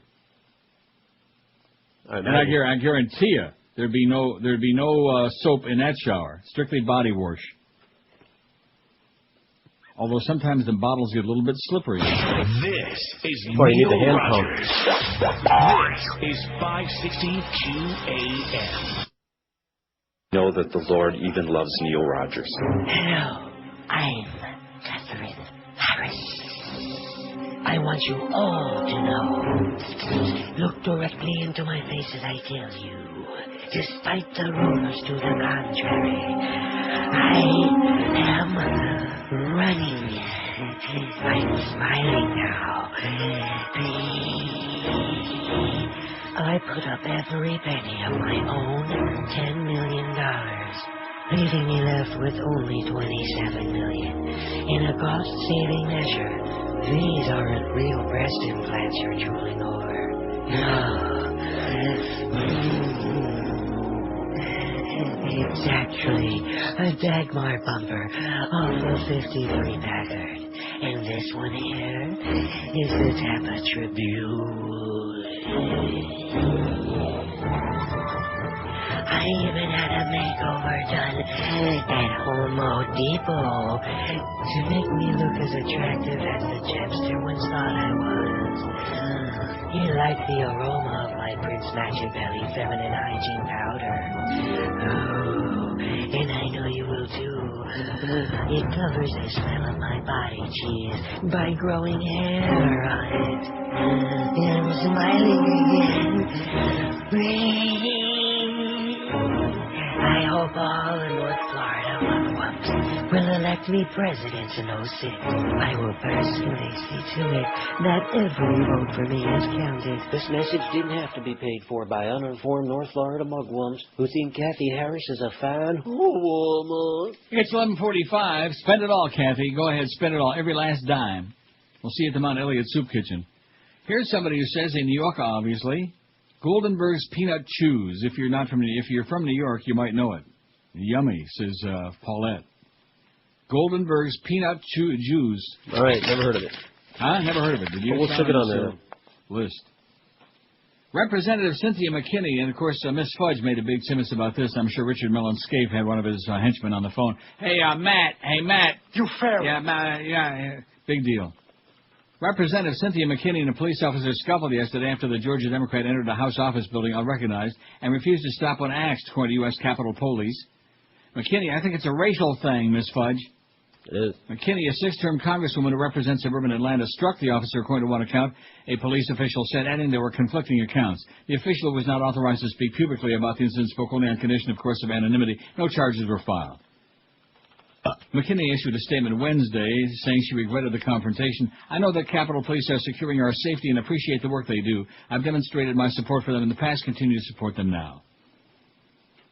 Members of Congress don't have to walk through metal detectors as they enter buildings on Capitol Complex. They wear lapel pins, identifying them as members. McKinney routinely doesn't wear her pin, is recognized by many officers. The police official adding that she wasn't wearing it when she entered a House office building early Wednesday. By one of police accounts, she walked around a metal detector. An officer asked her to stop several times. When she didn't stop, the officer tried to stop her. Then she struck him. She did one of those. In her statement, McKinney said most members of Congress expect Capitol Police to recognize them. She was very apologetic. I did not have my congressional pin, but showed the police officer my congressional ID. McKinney was defeated in 2002 after she implied on a talk radio show that the Bush administration might have had advance notice of the 9/11 terrorist attacks. She won back the seat 2 years later in 2004 with 64% of the vote.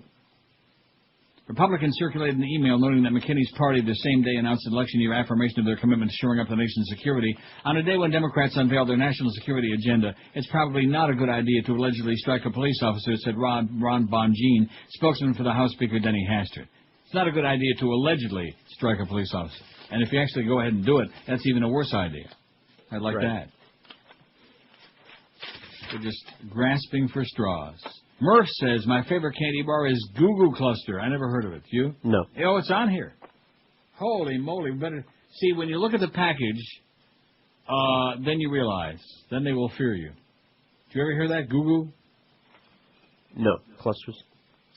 Google clusters. There they are. I never seen. Oh, you know what they look like? What? Goo? They look like ice cream sandwiches. The round ones. Who makes that? Necco and Nestle's. They make those round ice cream sandwiches. The fat ones. Everyone does, don't they? Klondike. It's one of the original candy bars made of milk chocolate, peanuts, caramel, and marshmallow. Oh, that's marshmallow in there. Those look good. Let's get that on the pull. Goo clusters. You eat a box of those, you'll be doing goo and poo-poo. In 1901, Howell Campbell, a Tennessee candy maker, founded a Standard Candy Company in Nashville. Originally located in the Avenue in downtown Nashville, Mr. Campbell, a 19-year-old entrepreneur, had big dreams for the new candy company. His philosophy was simple: use only the finest, most wholesome ingredients combined with time, care, and experience to make collections of outstanding richness and flavor. The business soon grew into a flourishing family enterprise that became known throughout the area for a delicious assortment of high-quality confections and collections. The first products sold by the company were hard candies and chocolates. Mr. Campbell's most well-known candy, the Goo Goo Cluster, was a completely new and revolutionary candy invention. In 1912, America's first combination candy bar was developed. Newell Campbell was the very first confectioner to make a candy bar with multiple ingredients. In other words, more than just solid milk chocolate. How do you like that? Talk about informative. My God, you might be on Jeopardy someday. Newell Campbell, or Howell Campbell, whatever his name is. What if he's kin to John Campbell or Robert Campbell, the professor? He made Goo Goo clusters by combining peanuts, caramel, marshmallow, and milk chocolate together in a deliciously round cluster. Goo Goos were originally sold unwrapped in a big glass candy jar. People loved the delicious new concoction, and Goo Goo clusters soon became the company's best-selling product. Howell Campbell. Not exciting? Did you look at the picture or not? No. It says, as a kid, my favorite was always 1-cent candy because we cash in Coke bottles to buy candy. Yeah, remember that? You used to take the Coke bottles back? That's right. No deposit, no return. BB Bats, it says, look up. Oh, Mary Jane. Oh, Mary Jane. Oh! Wow. Now, that's on that list. When you see the picture of this, then you'll know. That could be the winner. I think that's my favorite. Mary Jane. Mary Jane. We'll look them up. Click on it. You're clicking on it? Finding it. Mary Jane's. There they are. And that's my favorite of all time. And, the interesting part of it is it's bite-sized peanut butter and molasses candy, which the peanut butter isn't mushy, though. Are you looking at it? No, I can't find it. The little yellow wrappers with the red tab to open them up? Oh, come on. Mary Jane's. Didn't Josh know from Mary Jane? Oh, yeah. I'm very familiar.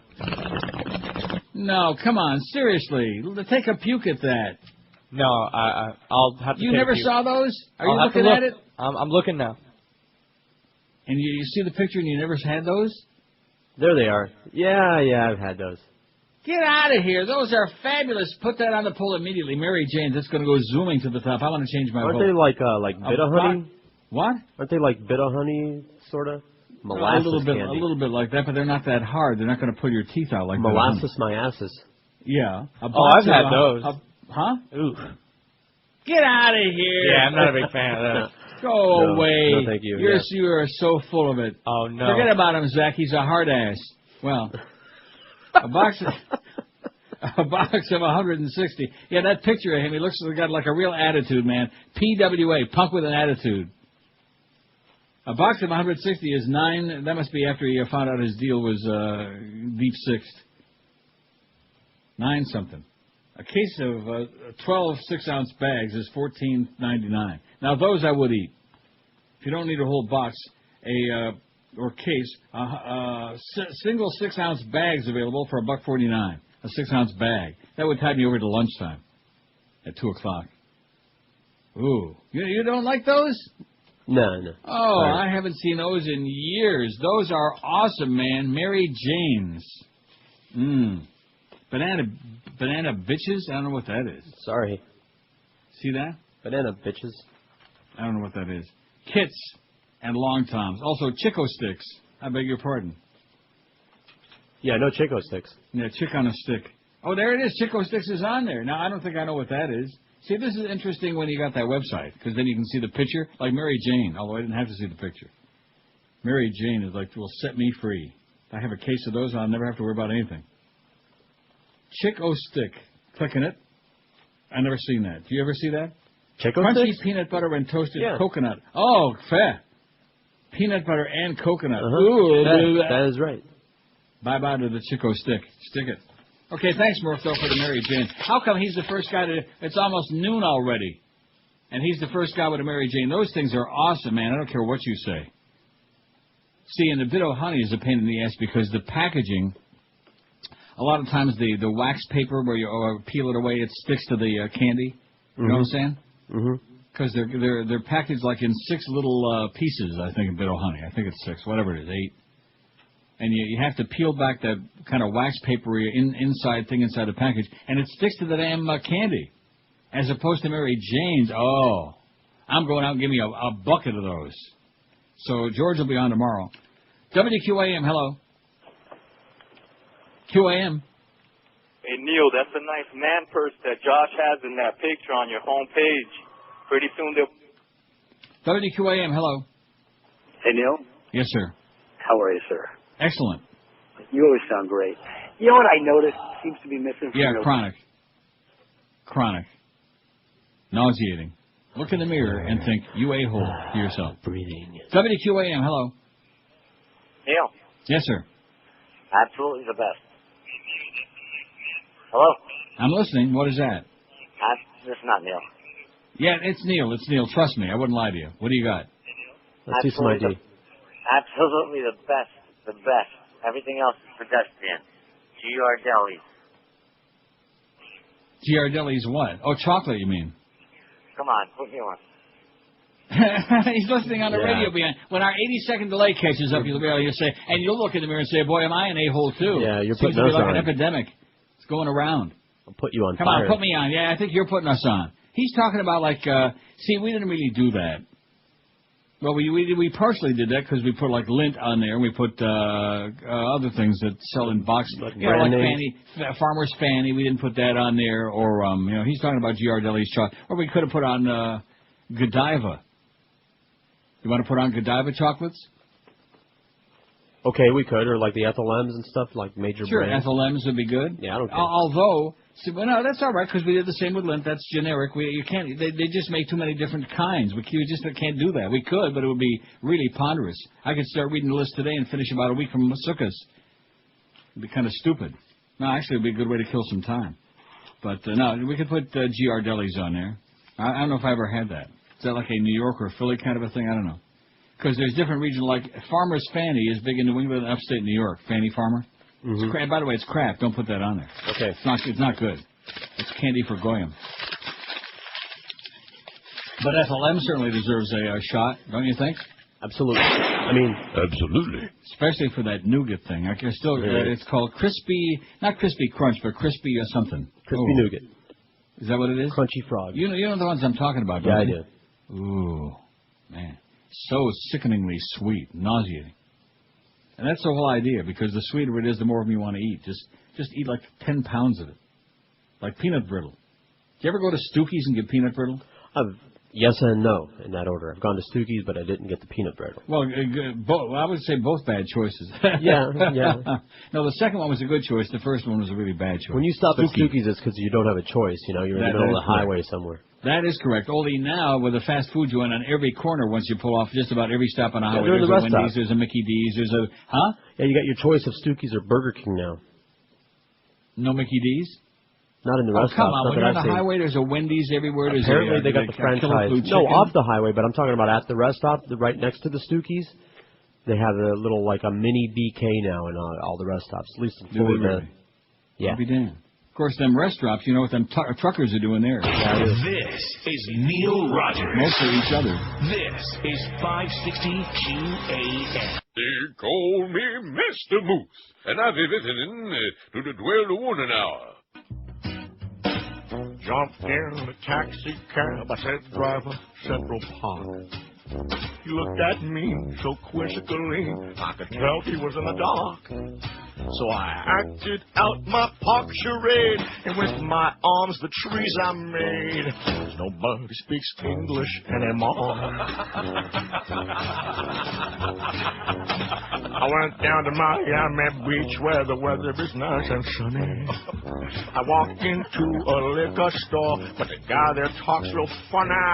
So I asked him for a pint of old Jim Beam. He says, "No entiendo." What does that mean? Nobody speaks English anymore. At the corner deli. Hell, I think I'm in Pakistan. Speak English, smelly. Or you can go back to Iran.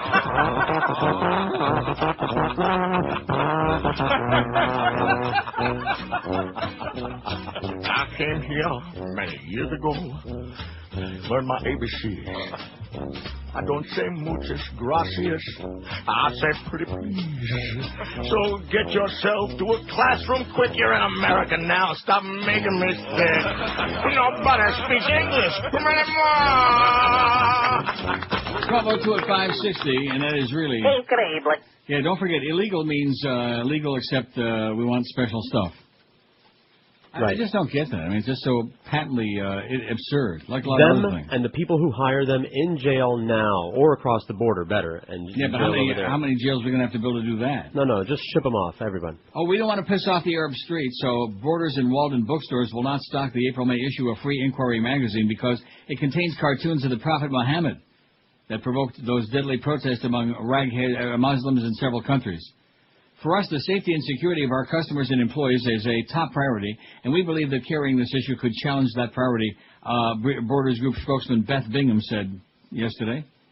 The magazine, published by Council for Secular Humanism in suburban Amherst, includes 4 of the drawings that originally appeared in the Danish newspaper in September, including one depicting Muhammad wearing a bomb-shaped turban with a lit fuse. Islamic tradition bars depiction of Muhammad to prevent idol worship, which is strictly prohibited. It's IDOL as opposed to IDLE. What is at stake is the precious right of freedom of expression, said Paul Kurtz, editor-in-chief of Free Inquiry. Cartoons often provide an important form of political satire. To refuse to distribute a publication because of fear of vigilante violence is to undermine freedom of press, so vital for our democracy. Bingham said the decision was made before the magazines arrived at the company's stores. Borders Group, based in Ann Arbor, Michigan, operates more than 475 Borders and 650 Walden bookstores in the U.S., although not all regularly carry the magazine. We absolutely respect our customers' right to choose what they wish to read and buy, and we support the First Amendment, Bingham said, and we absolutely support the rights of Free Inquiry to publish the cartoons. We've just chosen not to carry this particular issue in our stores. Sounds like a bunch of double talk to me, doesn't it? Indeed. Well, there you go. A lot of people dead now because of cartoons, which is pretty sick commentary. Let's see, here's a fax from Deb, who says you can buy a box of Goo Goo Clusters and most other old candies at Cracker Barrel. Yeah, but you got to be a cracker to shop there at Cracker Barrel. Oh, yeah. Oh, and she says, let me have your address and I'll send you a box. No, thanks, Deb. This is like the Smarties lady at the hockey games. No, thanks. See, they just don't get it. No. Even the old Sky Bar. Oh, Sky Bar. Remember the Sky Bar? No. I better look at it on this list. Is it on there? Better look. Yeah, it's on there. Oh, I gotta see it because it sounds so familiar now. Sky Bar. Eat enough of those, it'll send you to that magical place in the sky, either up above or down below. Let's see. Sky Bar. Got it? Not yet. I don't recognize that. 1.5 ounce candy bar divided into 4 sections with 4 different centers: caramel, vanilla, peanut, and fudge, covered in milk chocolate. Is that chocolate? Yeah, I think it's vaguely for... Well, that reminds me of something else. There was another bar like that, where you chew in and had like stuff inside, fill in. Are you looking at it, Sky Bar? I'm trying to find it. Oh, well, what's wrong with you, man? You are so slow. Jesus, God, I'm supposed to be this silly old fart. The alphabetical listing is like in columns over here. Get out of here, my God. I found it before you could say Duff Lindsay's a silly person. Before you could say that. In fact, I found it before Duff could say... Still can't find it. Where the hell is it? What are you talking about? You can't find it. Over in the S's, I got squirrel nut zippers, smoothie. Get out of here. You got a squirrel nut in your zipper? Well, that's exciting. Yeah. Sky Bar, it's under sixlets and above slapsticks. And Slim Jims. Slim Jims is not candy. Is Slim Jims a candy? Maybe they have a Slim Jim candy. Let me take a puke at that, because we all know what a Slim Oh, Jim it's is. different categories. No wonder I can't find anything. Well, what are you talking about? So, like hard candy, gum. It's in all the. Skybar, get with it. I want to see what they say a Slim Jim is, because they got Smarties wrong. Oh, no, they got Slim Jims. That's not candy. It says, yeah, we know it's not really a candy, but certainly it's an old-time favorite. Well, you know what? Good. I'll tell you where to stick it. It looks just like the right shape. Rectum. God.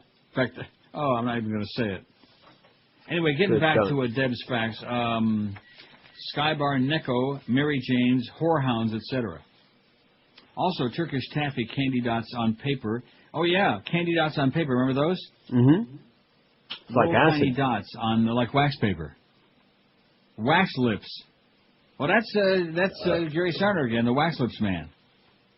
Says puts you right into a coma. Okay, thanks, Deb, but no thanks. Oh, no, I found the real alphabetical listing. Let me bookmark that page. You still haven't found Skybar? I did now. What the hell's wrong with you? My God, I was you're looking slower than alphabetically molasses, by category. No wonder like I couldn't the find molasses anything. on Mary Jane. Because the other way, there you go. God, Yeah, I'm obsessed with Mary Jane. Never seen them before. Yeah, Never seen what? I'm kind of fond of Mary Jane myself. Scary Skybar, never seen one in my life. But you've seen similar candies, though, that you yeah, with the gooey center, right? It's got like some kind of a there's another one that's like that. And What's I can't that? think of the name. There's another candy bar that's like that. I know, but I can't think of which one it is. Well, Cadbury makes a lot of ones like that. Cadbury, that's got filled with stuff. Real Somebody, goopy. one of these people on the phone will know. What are you trying to say? You are so big on those calls. You know it. WQAM, hello. QAM, Skybar line. Hi. How you Yes, doing? Sir. All right. I don't have time to wait on the line for Neil, or I would, because I love speaking with him. But just mention this to Neil, see if he can throw it out. Okay. There's a candy from San Francisco, an old company called Sees, S-E-E-S. It's famous, very famous. Sees? Sees candies from San Francisco. It's I heard if you eat enough of them, you cease to live. I'm sorry? Okay, thanks a lot, Pally. I'll tell Neil. Yeah. And make it snappy, would you? Sees. It's not on here. Sensen's on here. Sensen, I wonder if that's like Fen. Ask Linda Energy. Skittles. Did we put Skittles on there? No, we should. I hate those. Those are, those are crap. But put them on there. We don't have Sweet Tarts on there either, speaking of something that I Why like. not? I don't know, but I like them. Did we put the Sour Patch Kids on there? Just the Sour Patch. No, seriously, Sour Patch Kids, very big in Canada, eh? Sour Patch Kids. Milky that we got. Nerds. N-E-R-D-S, Nerds. That's candy that Robert Grieper probably likes. He can relate to it. Now, what is a nerd? They're great, man. They're like little... yeah. Little you nuggets. had those? Yeah.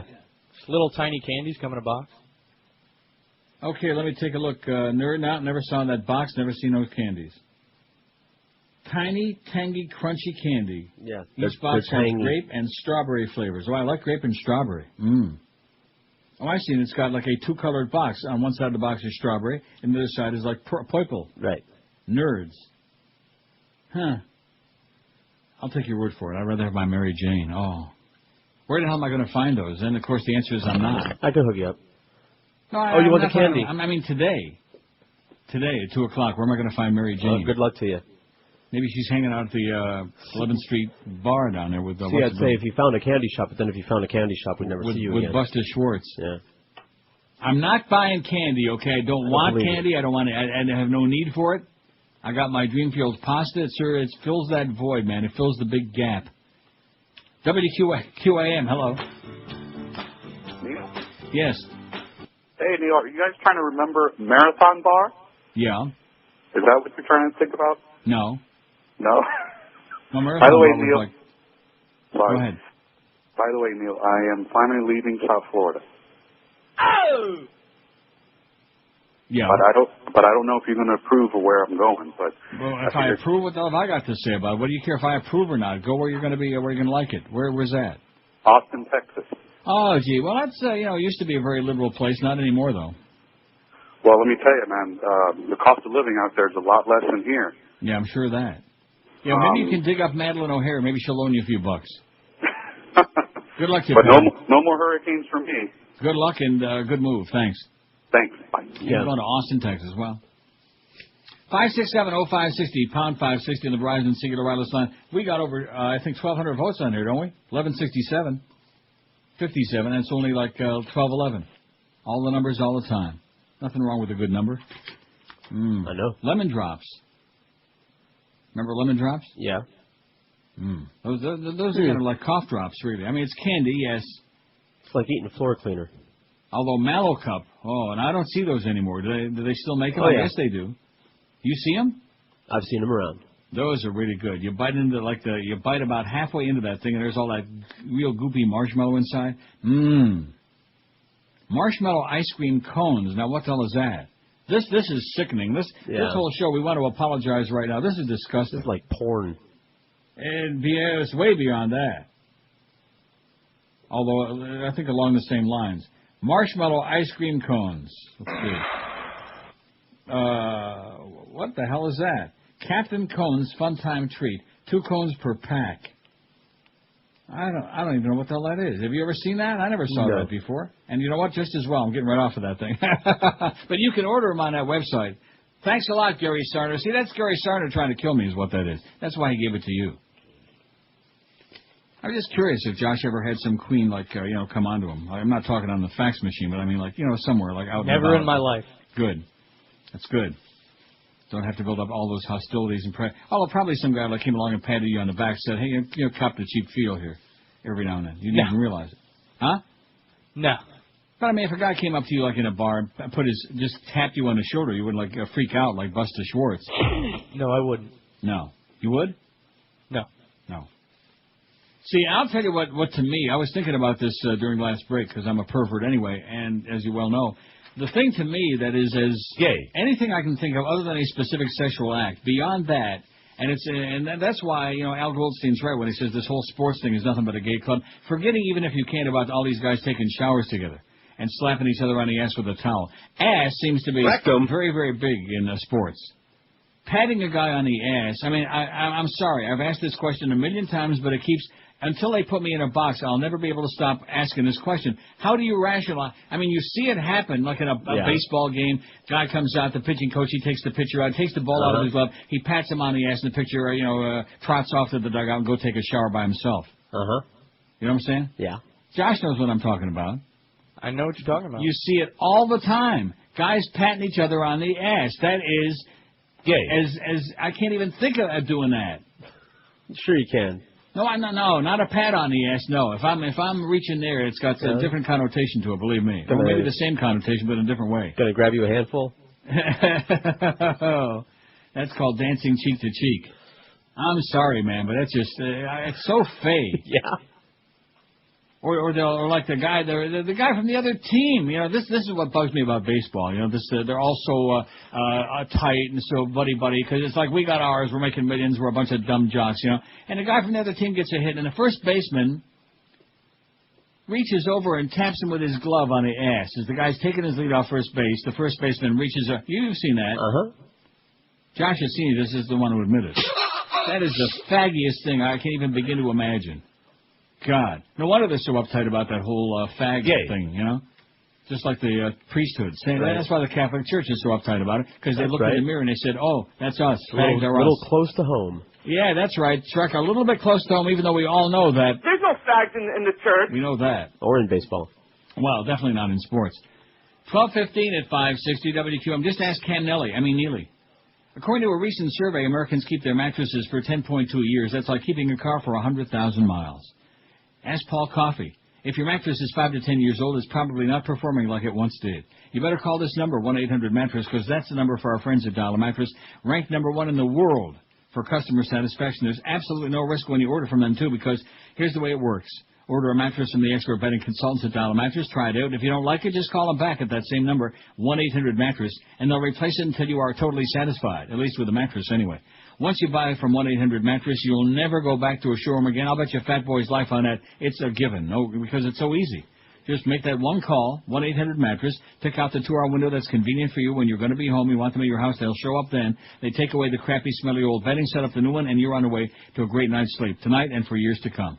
When you call Dial a Mattress, no nonsense, no runarounds, no rip-offs, no off-brands that nobody ever heard of, no showroom shenanigans, just factory direct unbeatable prices on the top brands in the world, like Sealy and Serta, Simmons, King Coil, Tempur-Pedic and Stearns, and Bananas Foster. Now Dial a Mattress offers no payments or interest for 12 months. Call them now, like I always do. Call 1-800-MATTRESS or do your shopping right on their website, online at mattress.com, for the best sleep you've ever had in your life. 1-800-MATTRES. Be sure and leave off the last S because it stands for sensational, stupendous savings. This is Neil Rogers.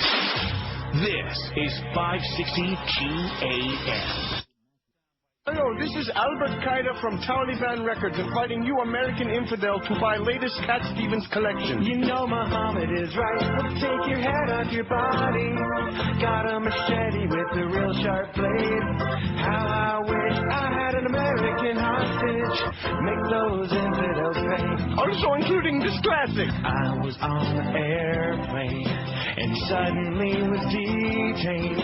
They're mad 'cause I converted and wear a towel on my head.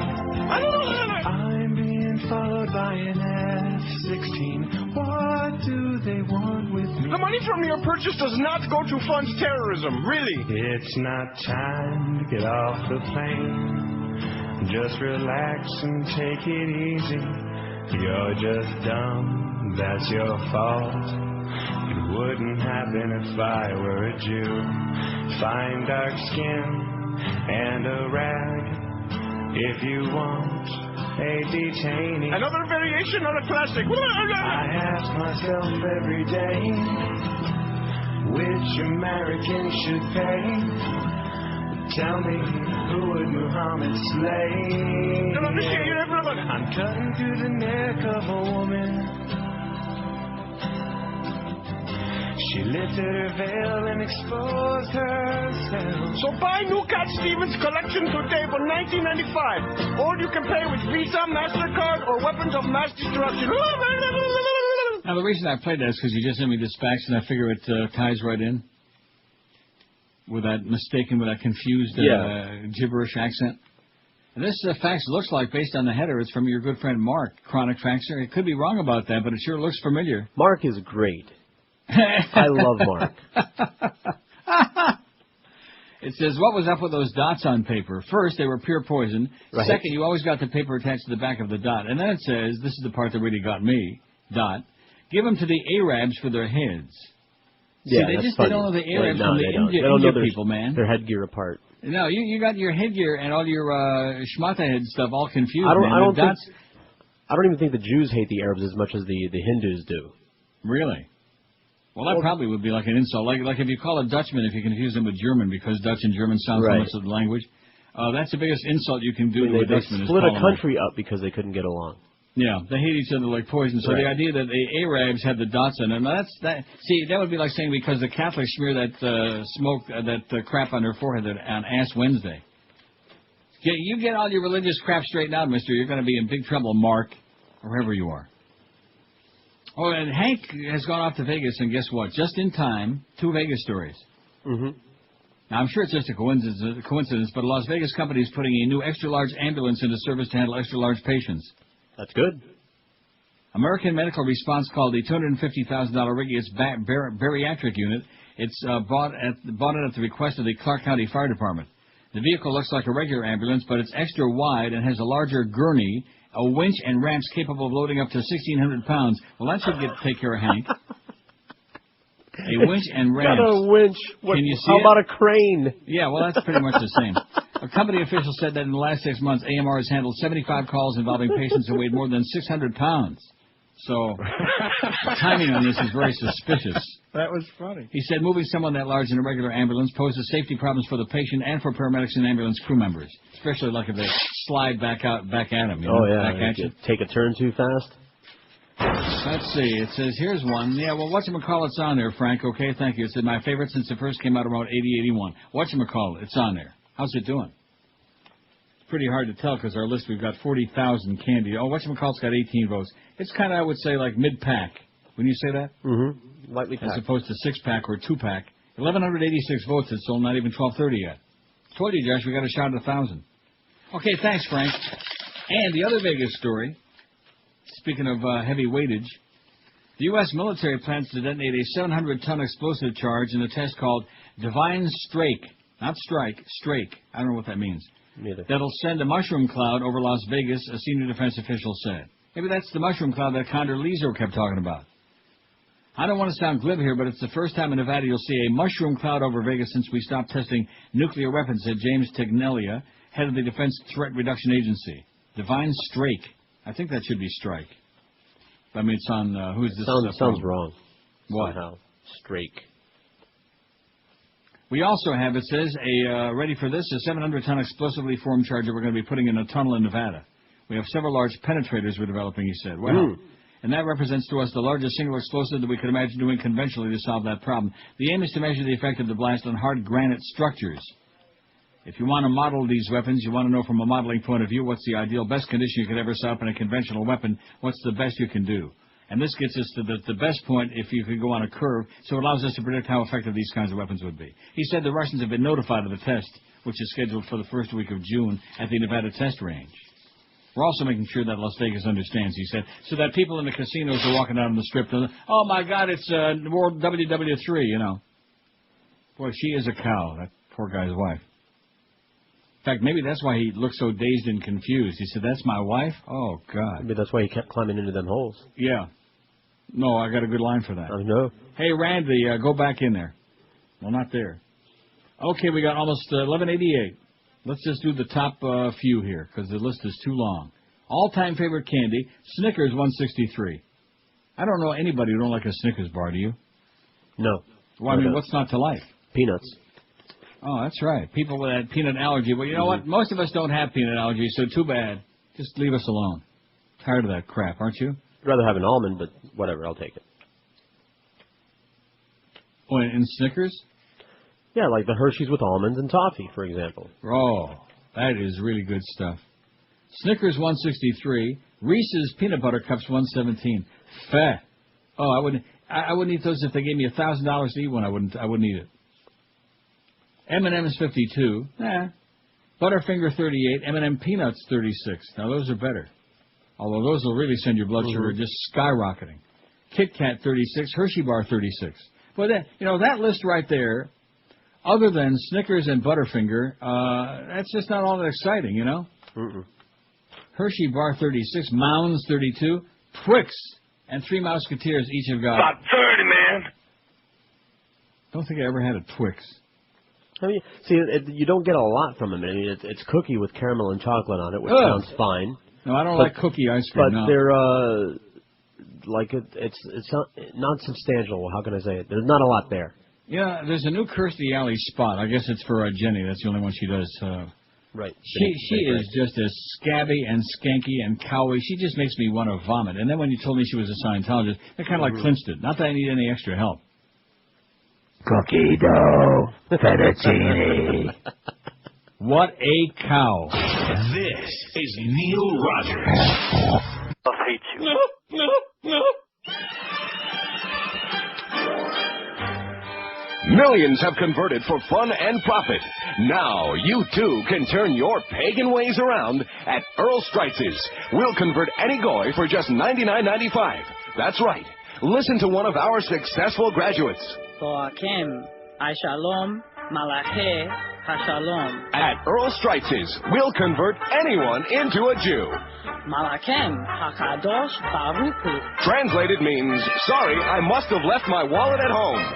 Mimelech, Melache, Hamalachim, Hakadosh. Translated means, stewardess, did you make sure to give me a kosher meal? Mimelech, Mahalache, Hamalachim, Hakadosh, Baruch. Translated, yes, Rabbi, the check is in the mail. Yes, you too can convert into a Jew for just $99.95 at Earl Streitz's. Act now and get a free yard-side candle for just $10. Earl Streitz's. We'll convert any goy for just $99.95 or more if we can. Hamlachim. How the hell am I supposed to read backwards, for Christ's sake?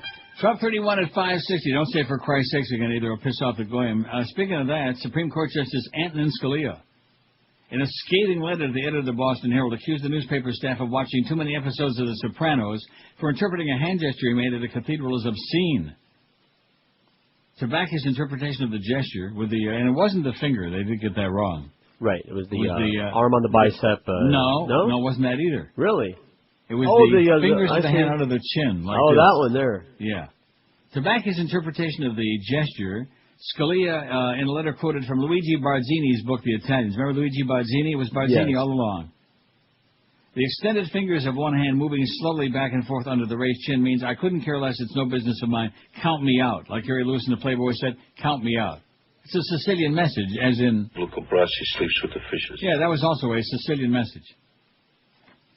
Anyway, amid a growing national controversy about the gesture that Scalia made Sunday at the Cathedral of the Holy Cross, the freelance photographer who captured the moment has come forward with a picture, and there it is. You'll see it on our website. I just, maybe you won't. I tried to send it along, but for some reason, Alexa's acting up. Oh, there it is. Can't believe it. Is it going to send the right thing? Oh, yeah. Let's see if it actually sends it or if this is just a false alarm. Alexa's been spastic today. It has its days, you know. Now, it's sitting there. It's getting ready to send it to a friend or an enemy or anybody else, but it's not working. Anyway, it's inaccurate and deceptive of me to say there was no vulgarity in the moment, said Peter Smith, the Boston University assistant photojournalism professor who made the shot. Despite Scalia's insistence that the Sicilian gesture was not offensive and had been incorrectly characterized by the Boston Herald as obscene, the photographer said the newspaper got the story right. Smith said the jurist immediately knew he'd made a mistake and said, "You're not going to print that, are you?" Scalia's office yesterday referred questions regarding the flap to the Supreme Court spokeswoman Kathy Arberg, who said in a letter Scalia sent Tuesday to the Herald defending his gesture at the cathedral speaks for itself, and he has no further comment. It's a Sicilian message. Smith was working as a freelance photographer at the Boston Archdiocese Weekly newspaper at a special mass for lawyers Sunday when a Herald reporter asked the justice how he responds to critics who might question his impartiality as a judge given his public worship. The judge paused for a second and looked directly into my lens and said, "To my critics I say, va fan culo." Well, punctuating the comment by... yeah, exactly. Punctuating the comment by flicking his right hand out from under his chin. You talking to me? Yeah. The Italian phrase means F-U. Yesterday, Herald reporter Laurel J. Sweet agreed with Smith's account but said she didn't hear Scalia utter the obscenity. In his letter, he denied the gesture was obscene, claimed that he explained its meaning to Sweet, a point both she and Smith dispute. He went on to cite Barzini's book, The Italians, which describes a seemingly different gesture, the extended fingers of one hand moving slowly back and forth under the raised chin, and its meaning. Well, that's not what he was doing. He was flicking them out. That's right. Flicking. How could your reporter leap to the conclusion, contrary to my explanation, the gesture was obscene, Scalia wrote. Quite easily, according to experts, even if the justice had offered more than a two-word explanation, that's Sicilian Sunday. That was his explanation. There's no answer as to what it really means because those gestures have different meanings in different locations, even in neighboring locations, said Janet Bavelis, University of Victoria, BC psychologist who has studied human gestures. The gesture typically means, I don't know in Portugal, no in Napoli, you are lying in Greece, and I don't give a damn in northern Italy, France, and Tunisia, said David B. Gibbons of the Center for Nonverbal Studies in Spokane. See, it all depends on where you say it. That's right. So there you go. So just to shut your mouth. Oh, that thing finally went through there. So, Josh, you got the picture there, Scalia, the gesture, either today or tomorrow, whenever you want to put it on, whenever you get around to it. Although first I'd listen to this story, okay? Okay. Josh? Okay. Well, it's got to do with your hero. Oh, my hero? No, not Zach, not that hero, the other one. Major League Baseball will investigate alleged steroid use by Barry Bonds and other players and plans to hire former U.S. Senate Majority Leader George Mitchell to lead the effort. Remember that story? We had the Mike Lupica story from the Daily News yesterday? Yes. Well, he had his thumb on it. He had his thumb on the pulse. He's a little turd. A baseball official told the AP on Wednesday that final plans would be announced today. It's coming any minute. And the news, too. The official spoke on condition of anonymity like all these nitwits because Commissioner Bud Selig hasn't yet made his intentions public. But Selig's decision to launch the probe, first reported yesterday by ESPN, comes in the wake of Game of Shadows, that book by the two Chronicle reporters from Frisco detailing alleged extensive steroid use by Bonds and other baseball stars. The commissioner said for several weeks he was evaluating how to respond to the book. Some in Congress have called for another independent investigation. Oh, let's get Mark McGwire back up on there to deal with the future, certainly not the past. Mitchell, a Maine Democrat and director of the Boston Red Sox, has been director of the Florida Marlins. I didn't know that. Did you know that? No. He has been a director of the Marlins and served on the Economic Study Committee that Selig appointed in 1999. His possible involvement was first mentioned yesterday in the New York Times. The name of a lawyer who will run the mechanics of the probe also was to be announced. No matter what the findings of an investigation, it would be difficult for baseball to penalize anyone for steroids used prior to September 30, 2002, when a joint drug agreement between management and the Players Association took effect. Baseball began drug testing in 2003, started testing with penalties the following year. I will only comment on things about Barry's on-field performance or contractual status, said his agent Jeff Boris. It's unclear whether current or former players would cooperate with an investigation or could be forced to do so. Gene Orza, the major chief operating officer of the Major League Players Association, was mum. He declined comment. Game of Shadows details alleged use of performance-enhancing drugs by Bonds for at least 5 seasons, beginning after the 1998 season. An after-hours message left for Mitchell at his New York office wasn't immediately returned yesterday. The Daily News first reported March 16 that Selig would launch an investigation. And who cares? He's such a nitwit anyway, Bud Selig. Bud Light doesn't even come close to describing it. Featherweight. Ed in Fort Lauderdale says, the white chocolate Alpine bar was one of my favorites. Don't like white chocolate, Ed. See, you talk about things that are sickeningly sweet. Yeah, I don't like white chocolate. Yeah. Nauseatingly sweet. First of all, it's not really chocolate. It's chocolate. It's not. Not chocolate. It's not. Chocolate. Like New Orleans. The white chocolate Alpine bar was one of my favorite sets, but I know I've stopped eating all that junk food. I've dropped 36 pounds. My blood pressure and sugar levels back to normal. You go, Ed. Nice going. We're not trying to, force anybody, although those Mary Janes sound awfully enticing to me. Awfully appealing. Because the molasses in when you bite down on that chewy Mary Jane, as opposed to the bit of honey, which, a bit of honey is sweet. It's good. But the Mary Jane, the molasses kind of releases inside. Oh. You don't like molasses? I don't like molasses. Oh, my God. Yeah. Molasses syrup, you ever have that, on your flapjacks? I don't eat no flapjacks. That's all carbs, man. A bunch of waffles. I mean, you have in your life had molasses syrup. I'm sure it's nasty. Probably. Yeah. Well, it's good enough for the woodpeckers. Yeah, they can have my share. And who else eats that? Who else eats that? What other kind of animal eats out of a tree? A deer? What other animal sticks its nose in there? Bears. Bears stick their snout in there? Yeah, but they're looking for a bit of honey. Oh, much better. No, Mary Janes are better. Maybe I just order, not a lot, maybe 10 cases or something like that. Just I have 1 or 2 now and then. Enough to put you over the top? And into a box? Off the egg. 21 till 1. Let's see. But this show has taken a long time today. It just seems like forever we've been here, doesn't it? To my imagination. I think since Josh turned Zach down, I was I don't know, was the turning point. Tell Zach to send a picture. He's got your picture now. Let's see his picture. He probably looks like Zach Krantz, Yeah, just a headshot, Zach. We don't need nothing. Oh, no. We want to see the whole body, the full frontal view, naked. Oh, God. Remember when we used to do that? When are we going to do that again? We were thinking about over the summer. Oh, yeah, when you're on, right. Well, we're both on, but, No, I like that. A little bit thing. something gimmicky to... The hot couples contest, right. We give away some chintzy prizes and whatever. Yeah. And those guys, those queens would send those full frontal nude. Made Ron Jeremy look like Tom Brady. This is Neil Rogers. This is 560.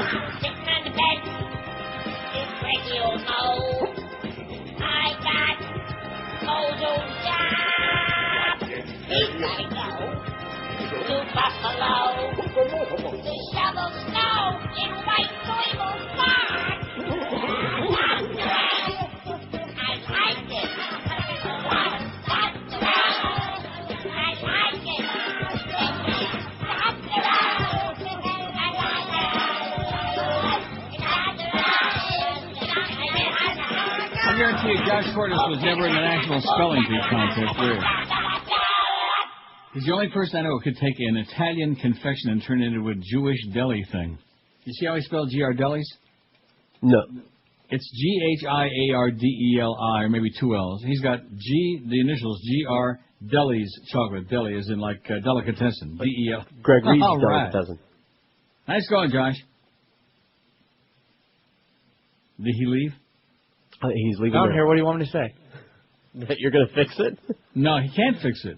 You're right. Just we'll leave it up to Eric. Eric also has to take. It's my bad. I played that bit and it confused me because the Klondike bar is like an ice cream sandwich. You should have corrected me.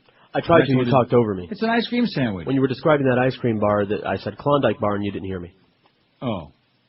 Well, I was describing what ice cream bar? You were describing a ice cream what that sandwich one kind candy of thing. looked like. Yeah.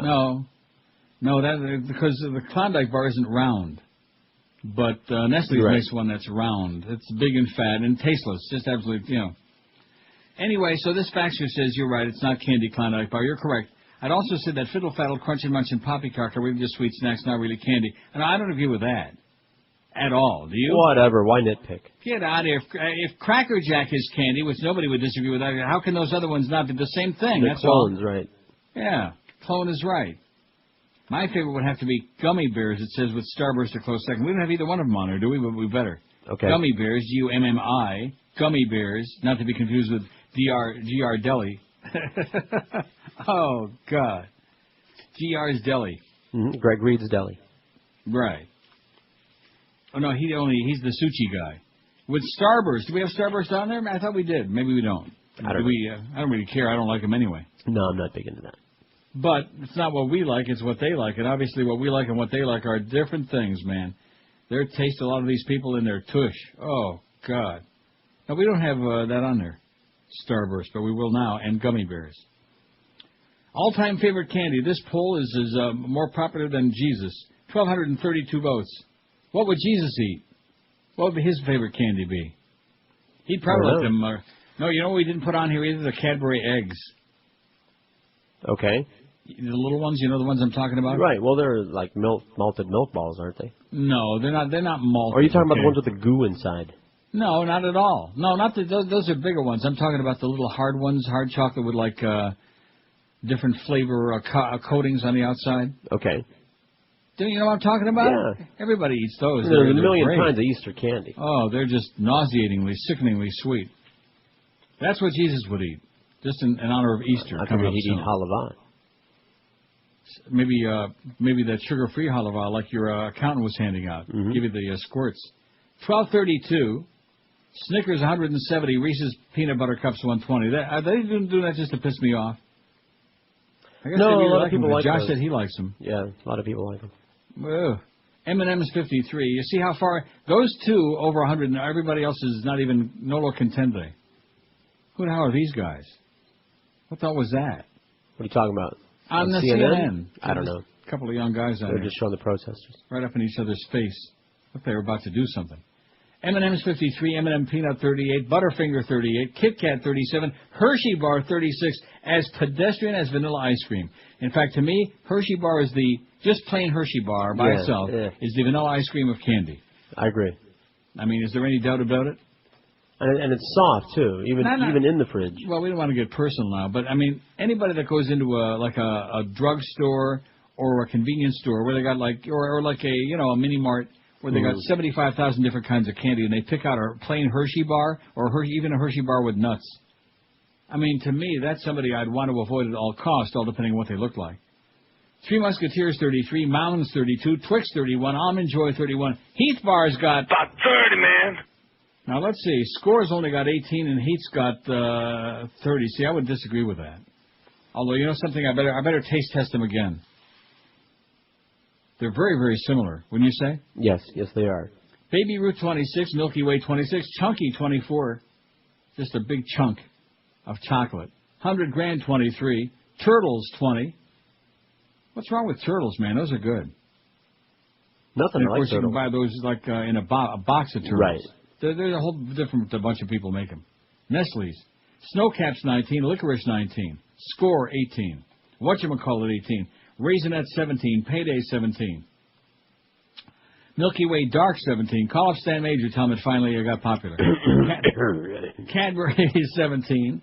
Malted Milk Balls 16. Chocolate Salty Balls is coming on there. Mars Bar 16. Whoppers 14. That's probably Greg Reed's favorite. Whoppers. He told so many. Lindt 14. Clark Bar 13. Only 13 for Clark Bar. The Charleston Chews got 12. Dove 10. Nestle's Crunch 9. It's got like Rice Krispies in it. Oh. Jelly Beans 9. Now, well, let me ask you this. I don't think that it's a sweet treat, but it's not candy. The Rice Krispies, the marshmallow Rice Krispie treats. Right. Rice Krispie treats, right. Which now you'll find those in convenience store already made for you. So you don't have to melt the butter and the marshmallow and do all of that. Those are not candy. No. Right? Right. But they're good. Like brownies aren't candy. And how about fudge? Fudge is candy. Fudge is candy. Should we put fudge? How about fudge brown? Since it's almost time for the Dolphins to do that big draft. How about fudge brown? All right. Her band of renown. Just put fudge. Okay, thanks for reminding us that Klondike Bar. That's my bad. That's really stupid. Klondike Bar is an ice cream bar, and not a very good one either, by the way. It really sucks. Bad. I see there's quite a simmons going on here with the police striking back at a poor guy that's trying to do his job for Channel 4. Right, that's been on the TV, that story. A real hole, if there ever was one, that cop. If you see the video, if you've seen it. Yes, he was Channel 4 News is doing a series on the complaint process at police departments in Dayton, Broward. They're setting up officers and instigating confrontations, then filing complaints with the various agencies. Here's how it works. Now, this is from the Broward County Police PBA, Benevolent Association. I'm not going to Here's how it works. A white male in a red Mustang convertible speeds down the road. Later, the same car, this time with a black male driving, will appear in the same area driving slowly. If the car is pulled over by the police, the occupant will become hostile and accuse the officer of profiling, trying to pick a fight. If the officer responds negatively, a complaint is filed with his or her department. They are currently back out on the street. The station plans to do a follow-up report for the May sweeps period. This is a warning to the, And it shows here, although I can't make out the picture, newer model Ford Mustang convertible, red with the black top, and driver Michael Kersh. Did you not get the page that had the story that goes with this? I got. Well, you just relax. I'm getting to it. Okay. Boy, you are. I just want to make sure that I faxed it. Since we started with that damn marijuana thing, Mary Jane, out of control. So anyway, here's the deal. Oh, I see. And obviously they got two pictures, but the bottom one I don't see on this page. They got Michael Kersh, the white guy from Channel 4, and then there's a black guy from Hunger somewhere. So here's the story from the Herald. The personal information of an investigative reporter was posted prominently on the South Florida Police Union's website after a local TV station aired a report about how police in Dayton Broward deal with the public. The address, date of birth, and driver's license number of WFOR CBS 4 reporter Mike Kersh was posted as a BOLO, or Be on the Lookout, on the website of the Broward County Police Benevolent Association. BOLO. I thought that was a tie. Does anybody wear those anymore? Besides that cowboy lawyer, what's his name? The guy with the, geez. The guy with the hat and the bolo tie. The guy from Wyoming. Right. We just saw him the other day ripping Bush and ass on the wall. I know. I have Alzheimer's. I like him a lot. He's good. At times. Although he wrote an awful book about O.J. He wrote a terrible book. What the hell is his name? I don't know. Oh. Bolos typically are issued by police departments when officers are looking for criminals or missing persons. The Bolo reads, Channel 4 News is doing a series on the complaint process at police. I just read that. Kersh first learned about the Bolo from a colleague who saw the flyer and a stack of Bolos at a local police station. New Times reporter Jeff Stratton wrote about the Bolo last week. Kersh's personal information was removed from the website after a letter from the TV station's lawyer. Kersh's photo is now on the site. Alan Rosenthal, an attorney for Channel 4, a Miami Herald News partner, demanded that the union remove the Bolo, calling it false and a violation of Florida and federal law that prohibits the disclosure of personal identifying information contained in motor vehicle records. The reporter said the posting had concerned him and his family. I told my wife about it, Kersh said. She's from Bosnia. She said, it sounds like the cops are going to war with you and you better be careful. Kersh said the Bolo reminded me this is an intimidation effect. He said it might have a chilling effect any news media establishment from doing their jobs, and questioning the system and government is just disappointing. Lucy Dalglish, executive director of the Reporters Committee for the Freedom of Press, Arlington, Virginia, said the Bolo absolutely is an attempt to intimidate. It's abusive and downright stupid. Stupid. You ever hear such a thing as stupid cops? No. What a revolutionary thing that is. In its hidden camera investigation conducted with a national watchdog group called the Police Complaint Center, one person visited 38 agencies in Dayton, Broward to ask about getting a form to file a complaint against an officer. Only 3 of the police departments had such forms: Florida City, Homestead, and Miami, according to CBS 4. The forms are not required by law, though they're recommended by the International Association of Chiefs of Police. Kersh noted that at many departments, police were courteous and professional, and others they were not. After the piece, at least one agency pledged to re-examine the process for filing complaints. The BSO has made a public complaint form available in the lobby of the BSO stations. BSO allows a person to file an anonymous complaint, provides many ways a person's form can be returned, including sending it to BSO Internal Affairs. In another part of the investigation, to check on racial profiling, claims a white man and black man were given the same red Mustang driving the wages. I already did that. So how do you like that? This poor guy, what the hell's his name? Michael Kersh, never heard of him, Channel 4 news reporter. And they're trying to nail his ass. Okay? This is America for you, baby. It's the old, like I told you, like with the Bush crowd, smear and schmear. It's the fascist specialty, the speciality du jour, smear and schmear. You should have seen that video. They did it with Hans Blix. They did it with Scott Ritter. They did it with Richard Clark. They did it with everybody who dared to tell the truth. Smear and schmear. And then, of course, come to find out their own people, like old Duke Cunningham and Tom Billy, they're all a bunch of crooks. They're all stealing from the public till, man. They don't care about that. It's part of the plan. No, it's true. That is their the plan. People. It's their crooks, not everybody else's. 1,252 votes, boy. We got a real shot at 1,300 today, which is an unlucky number. This is Neil Rogers. Oh, boy. It's the 1 to 2 hour.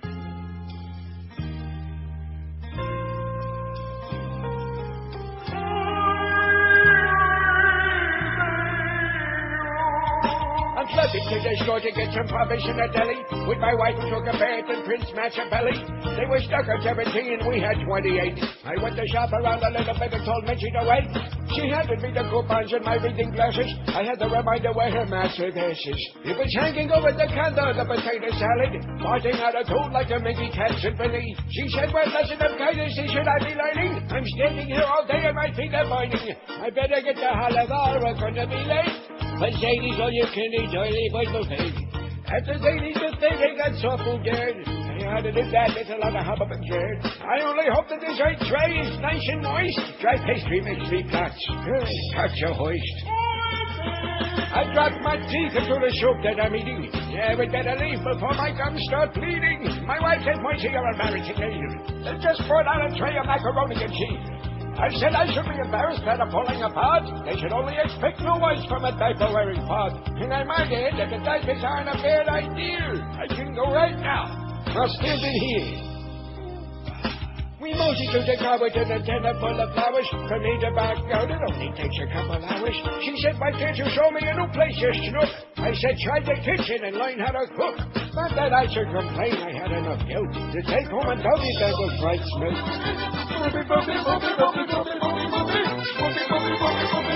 He was a smash hit, baby, and he was the best. What was his name? Hyman Udalevich? That's the Rockin' Rabbi, that's right. Rappin' Rabbi that George went to see. That should tell you a lot about George's life. He Jews and jives. He's big right now. What are you talking about? He's big? Yeah. Oh, the lawyer is Jerry Spence. Thanks whoever faxed that, and it must be Mark again. It says, must be. Jerry Spence. I told you Mark was the best, didn't I? We don't have chocolate. What is it? Chocolate what? Caramel creams. What the hell is that? Bullseyes. We don't have that on our poll. Oh, take a look at that. You got to look at the picture of it, and you'll say, oh, yeah, we talked about this before. Go there. Click on that website. That, by the way, thanks to Gary Sarner and Josh for, Josh tried about 10 times to email that to me and finally got it through. I'm looking at for Bullseyes? It's under... Oh, okay, yeah. Caramel creams. Right. Yeah. Bullseyes. That's just the way... You see those? You yeah, don't like those? Yeah. Oh, get out of here. Those are great. I don't like just caramel by itself. But it's not by itself. It's got, inside, it's got the vanilla cream not in the chocolate, middle. Not chocolate. What? It's got stuff on the inside that isn't chocolate. Caramel around the outside, vanilla cream in the middle. It's outstanding. And a 2-pound bag is only $5.99, roughly 75 pieces. You can eat that by 2 o'clock. You can have my share. I'll take the good and plenties. And the best thing, wait till you hear this, which we haven't even discovered yet. They have, did you notice that they have from the decade candy you ate as a kid? 50s, 60s, 70s, and 80s. Mm-hmm. And, of course, being an old coot like I am, the 50s, they ring a lot of bells with me. And you can, candy you ate as a kid from each of these decades is available in 2- and 4-pound assortments. 2 and 4. Well, I'll take 4 pounds, thank you. In fact, give me 10 orders of that. Oh, and he's chopped off. Oh, no. The candy weight is a kid from the 50s. Fifth Avenue Bar Almond Joy. What is that? Oh, Anise Squares. See, this is the right-hand column chopped off of it. I hate that. Atomic Fireballs, Baby Ruth. It would take me till midnight to read all these from the 50s. Barley Pops, Bazooka Bubblegum, BB Bats, Beeman's Gum, Bit of Honey, Blackjack Gum. Oh, Blackjack Gum. My uncle sold Beeman's Gum, Blackjack, and Tea-Berry. That's also on here. Was Blackjack Gum licorice? It was black. Was it just black? It was like that. That sounds good. Yeah, well, it was good. I like licorice. You never had Blackjack Gum? Don't think so. Before your time. I'm sure it was. Black Taffy, Bonbons, Boston Baked Beans. Those are nasty. Those are like little Red Hots. What do they call those? Bun. Yeah. Burnt peanuts, Butterfingers. Oh, burnt peanuts are good. The Boston Baked Beans, is that what you're talking about? No, yeah, Boston Baked Beans. Those are good. They're little red, like Red Hots. Yeah, they're not beans, but... Canada something, candy buttons, candy cigarettes, candy drops, candy necklace, caramel creams, bullseyes. I don't care what you say, those are awesome. Charleston Chews, Cherry Mash, Chico Sticks, Chiclets.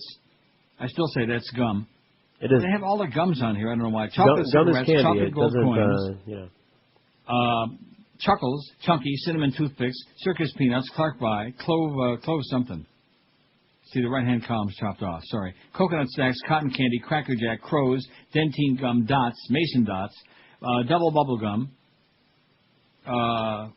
Fleers. Oh, they got Fleers on here? Remember Fleers Bubble Gum? No. French Chew. That was Bonomo's replacement. That's taffy. Google Cluster. I got to find them Google Clusters. I'm going to order like a mix and match, 400 pounds. Goobers, Good and Plenty. Even you admitted we like Good and Plenty. I like Good and Plenty. Heat, Hershey Milk Chocolate, Hershey's Kisses, Honeycomb Peanuts, Horlicks Malted Milk Tablets, Ice Cubes, Indian Band Pumpkin Seeds, Jawbreakers, Jelly Nougats, Jelly Rings, Jujubes, Juji Fruits.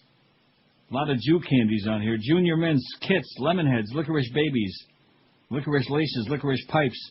Oh, remember the old licorice pipe smoker? Licorice Snacks, Licorice Wheels, pipe? Lifesavers. Oh, let's put Lifesavers on there. Even though anybody would vote for that, we're going to come to their house and kill them. I mean, there's nothing wrong with them. It's just... no, it's just so boring. Right. My God. I mean, you don't even think about that as candy. Lickum Aid, Mallow Cups, Marshmallow Ice Cream Cones, Mary Jane's, Milk Duds, Mounds, Moon Pie. Oh, yeah, there ain't nothing like a moon pie. Moon Pie. Necco Wafers, Nestle's Milk Chocolate, Nestle's Crunch. Something Nips.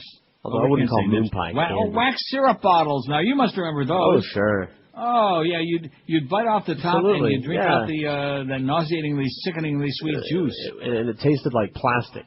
Exactly. The wax would get into the whatever you were drinking. Oh. What the hell was the name of those? You just read it. No, the first part is chopped off on here. Something Nips. I don't know. Buffy Nips. Nipsey Russell. I don't want to go back to that website again. Red Rosy Puckered Nips. Bottle Nips? I don't know. No. Nickel Nips. Nik-L-Nips. Nickel Nips wax bottles. Oh, Henry, orange slices. Oh, yeah. In a variety of flavors.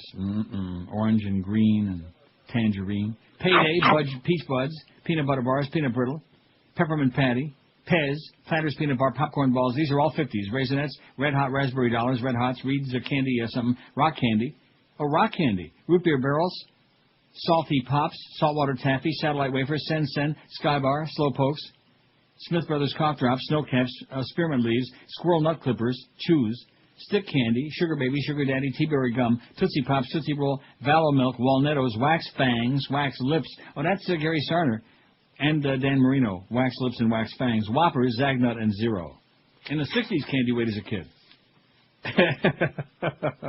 100 Grand Bar, Baby Licorice Dollars, Bubblegum Cigarettes, Bubblegum Cigars, Canada Mints, Candy Watch, Caramel Creams, Cherry Buds, Chocolate Baby, Cinnamon Bear, Coconut Bar, Country Store Taffy, Fruit Stripe Gum, Gold Rocks Gum, Hot Dog Gum. Oh, did you see that? They showed a thing there with the Oscar Mayer when the Weenie Mobile used to come through town. They'd throw the hot dog gum to all the kids. It looked like hot dogs, but it was really gum. Licorice Scotty Dogs, Licorice Twist, Long Boys, Mexican Hats, Non-Perels. See, Non-Perels, told you, 60s. Now and Later. Peppermint Patty, again. Rainbow Gum, Red Vine, Sicklets, Slapstick, Smoothie, Sour Fruit Balls, Super Bubblegum, and Swedish Sweet Tarts. And the 70s and 80s. Not too many as you go along. See that? A lot of these have been old. 70 and sometime between 70 and 80. Abba Zaba, Big Something Blow Pop, Bottle Caps, Bubble Yum, Bubblicious, Chupa Chups, Cowtails, Curly Whirly. That was the replacement for Marathon Bar. Curly Whirly. Freshen Up Gum, Gobstoppers. Oh, I thought you put that in the sink. Yeah. Hot Tamales, Hubba Bubba Gum. Oh, that's what Rimmer likes the best. Hubba Bubba Gum. Yeah.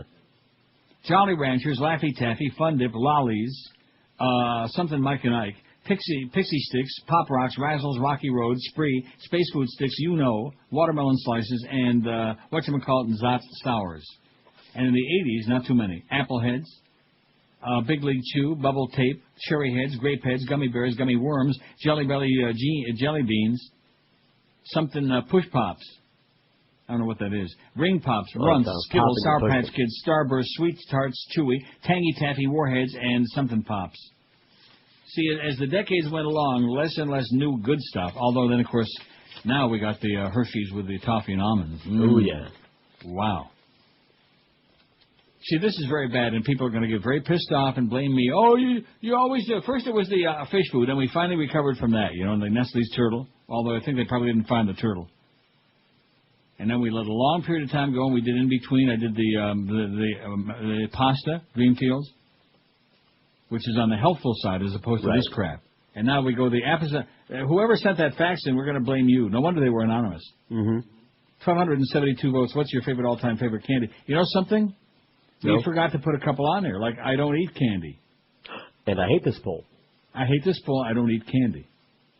Now, do you know anybody that don't eat candy? No. Or at least, Even diabetics, I understand. No, I never heard of that. Eat candy? Yeah. Well, even though they shouldn't. That guy's wife, she's on it again, man. She ate too much candy. They're going to take your foot. Well, maybe she just ate out her frustration because he fell in the well. Yeah. You know what I'm saying? No. She said, well. Oh, that was on again the other night, Clockwork Orange. Well. Well. See, that's all you need to know about the Brits, is that one scene. Which one? The rape one? Or the rape one? No, where his old friends come across him, Dim and I don't know what the other one was. George. Was that his name? Pete, Dim, and George. At any rate, he's down and out. He's been tossed out. They've beaten him bloody, and then they find him. Remember that? The old homeless guy. Can you spare some copper, mister? Remember that guy? Can you spare some copper, my brother? And then he realizes, he looks at him, he sees who it was, and that they had beat the crap out of all these poor homeless. It so beat the Hokey Joe. That's well, what he I'll be says. damned. Yeah. Oh, Joe was the guy that replaced our hero at home. Joe. That's right. It's Joe, son. It's Joe. The lodger. Yeah, the lodger Joe, son. We can't ask Joe to leave. He's got your room now. What happened to Basil? Yeah. Where's my snake? He fell ill and Well, he met with an accident. He met with an accident, son. He fell. He's dead. Dead snake. I heard about you. Anyway. The things so the scene where he meets up with him and Dim looks down at him. Well. that scene right there is all you need to know about the British. I'm telling you right there, in just a matter of 3 or 4 seconds, it encapsulates everything you need to know about these constipated people. Well. A language they invented but can't speak worth a damn. Oh, it's just incredible. And, of course, it really is fitting that Charles is next in line to be the king. That is just perfect. You notice how that story got the deep sixth really fast? Which one? The one about how he was buggering one of the butlers there in the Buckingham Palace. Because they don't care. Those Brits don't care about that. Well, they're all doing it They're anyway. all buggering. Kind of like Cubans. They're all a bunch of buggers. It's 11 after 1. No, Bugaron, I'm sorry. 11 after 1 at QM, we got the Big O coming along, who is really rock solid. Speaking of Cuban guys. And someday he might even learn to speak it English. I doubt it. He speaks baby talk. He's okay, the Big O. We like him. He's a good guy. And this year, Joe Bella's going to spend the money to send him off to that, what's that thing? Or they already have it, Josh? That football fantasy? The Combine. The Columbine. He's going to be bowling for dollars at Columbine. The Big O. Mad Dog's coming up at 4. Then we got that hurricane stuff between 7 and 10. A lot of good TV shows on at that time. In fact, you can watch reruns of, Supernaturals, where those two guys sleep in the same room. Now, let me ask you this. You got any brothers, Josh? Yeah. I got a big family, but... okay, you got how many brothers? 2. Okay. Now, how old are they? Like within... you don't have to tell me. I live with my brother who's a year older than me. You live with your brother? I do. Oh, my God. You live with your But brother? I'm not sleeping in the same room with him wondering where Daddy Now, is. did you guys ever, like, travel, like, with the family? Did you ever go, like, in a hotel and sleep in the same room? Different beds, of course. Sure. Oh, sure. Well, these guys are on the road, you know, different. Sam and Dean, okay? Don't be picking on my boy Sam or his brother Dean. They're on the road. Yeah, but they're in their late 30s, and, you know. They're not in their late 30s. One is 23 and one is 28. And what difference would that make if they were in their late 30s, if they're traveling on the road on a very I thought that was limited their budget? bedroom they were sleeping Maybe in. Maybe you'd like to buy them separate motel rooms so they can, you know, make you less nervous about it. I don't want to buy him a damn thing. We don't want to get in between them. I wouldn't mind it. In fact, I wouldn't mind taking Dean's spot in there with Sam. In fact, I'll even being the big spender I am. I'll even put the bill for a separate room for Dean. Get his ass out of there. Will it be a queen size bed? Get him some candy. Hopefully, big enough for this old queen and for Sam. Wow, that's a good show. I always forget to watch it though. Me too. It's pretty good.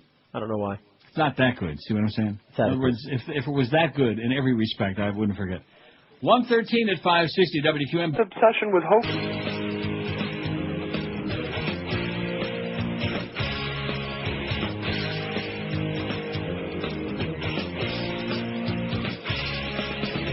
Guess who just got back today? That jerk T.O. who used to play like nobody else mattered anyway. But man, I still think Jerry Jones is crazy. The boys are back to clown, the boys are going down. I said the boys are back to clown. There's noise in Dallas town. You know that jerk who used to dance a lot? Every time he got the end zone with a Sharpie in his sock. Man, he thought he was cool, but he was really not. What a joke, that Terrell Owens. And that time at the Cowboys' place, when T.O. danced on the logo, what a disgrace. Then Emmett ran over and got in his face, and now he thinks they won't forget it. The boys are back to clown, the boys are going down. I said the boys are back to clown. There's noise in Dallas town. I said T.O.'s been hanging round. His ego is renowned. The boys are back to clown. You know, just thought on the Josh's whole argument about that show, about the supernaturals and these two guys, no matter how they all... Let me ask you, all these athletes, many of whom you worship and admire so much, and certainly on the station, I mean, admire just to the point of almost obscenity. When they're on the road, don't they, like, room together? No. Well, what are you talking about? Professional athletes? Professional room athletes together? room together. They have roommates in the hotels. Yes, they do. No. Yes. I'll bet you my next 45 years salary against a dime. How's that? I'd love to take that bet. You hear it all the time. Hockey players I know do, and baseball players do. Now, football, I don't know, because they're like, it's a different kind of a thing, because they only travel like a couple of days for a game. I don't know. But I guarantee you that professional baseball and hockey players have roommates on the road. Oh, they might. You know? What? They might not. No, not they might. They do, okay? And some of these guys are like in their 40s already. By the way, something. Sleeping in the same room with another guy. My understanding that... I don't know why Josh is so nervous about, like, Salmon is like one of them is going to hop into the other bed. Why do you say nervous? And by the way, if that does happen, let me know what night that episode's going to be on. What? Let me since I didn't see that episode. Are they staying in the same room? No, it's every episode. That's their bedroom. That's their home. They sleep in the same room. I'm asking. Yes. No, I don't it is know. not. It is absolutely not. I saw one episode because you told me to, and that's all I was just, you know. It is not their home. Was They're it a on the hotel road. They're in a room motel. or a motel? Okay, then that's not an issue. Of course not. That's they're in everybody. motels. They're out there looking for Dad. They can't find. I don't know why they want to find Dad, but maybe he's got their money. Because I never saw the first episode. It's one of those very sad things that if you didn't see the first episode, you haven't got any idea what that's all about. Who is Dad? Yeah. Where is he? What's it all about? Where are they getting their money, and etc. What's even sadder is they probably reran it twice already, and we missed it. What? The That's episode the where first they sleep in episode, bed together? Oh, the one about Dad. Oh. Oh. I think in that one episode he does say, "Who's your daddy?" He used to say that. That it's not their home. Now, do you feel any better about that? That is not their home, that scene that you're seeing. They're in motels. Well, thank God. I'm so relieved. I mean, because you were so nervous about that. I think you are relieved. I know Zach is probably relieved just going on there seeing your picture. Just think about that if you want to throw up. Oh, Jesus. Well, the fact that you can stimulate somebody out there in the audience, that's something to be said for you. That's right. Neither one of us Not going to work can. for me or George, I'll guarantee you that. Although George has got that one woman that called in yesterday. Remember, what did she say? You were what? I don't know. Sexy? No, she wasn't that crazy. Wasn't it for the hard ass poll? Yeah, she said I had a hard ass, and she's Yeah. right. Send a picture, honey. She said. It is so hard. That's exactly what she said. I'll let you know. And she was talking about his rectum. Trust me.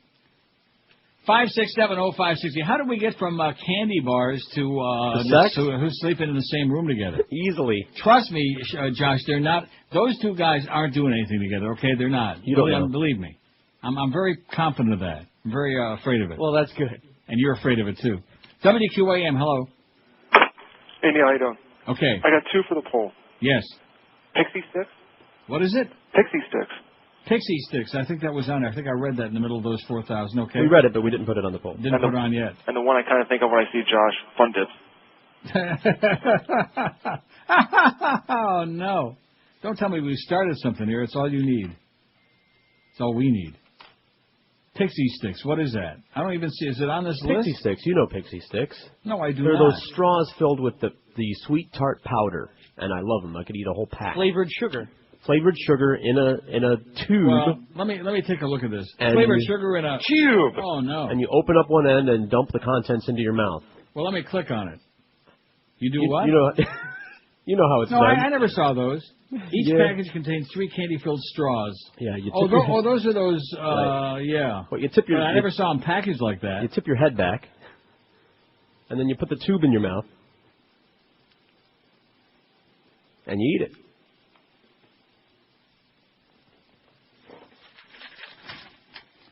Jim says, rip the Brits all you like, but we have the best what you call candies we call sweets.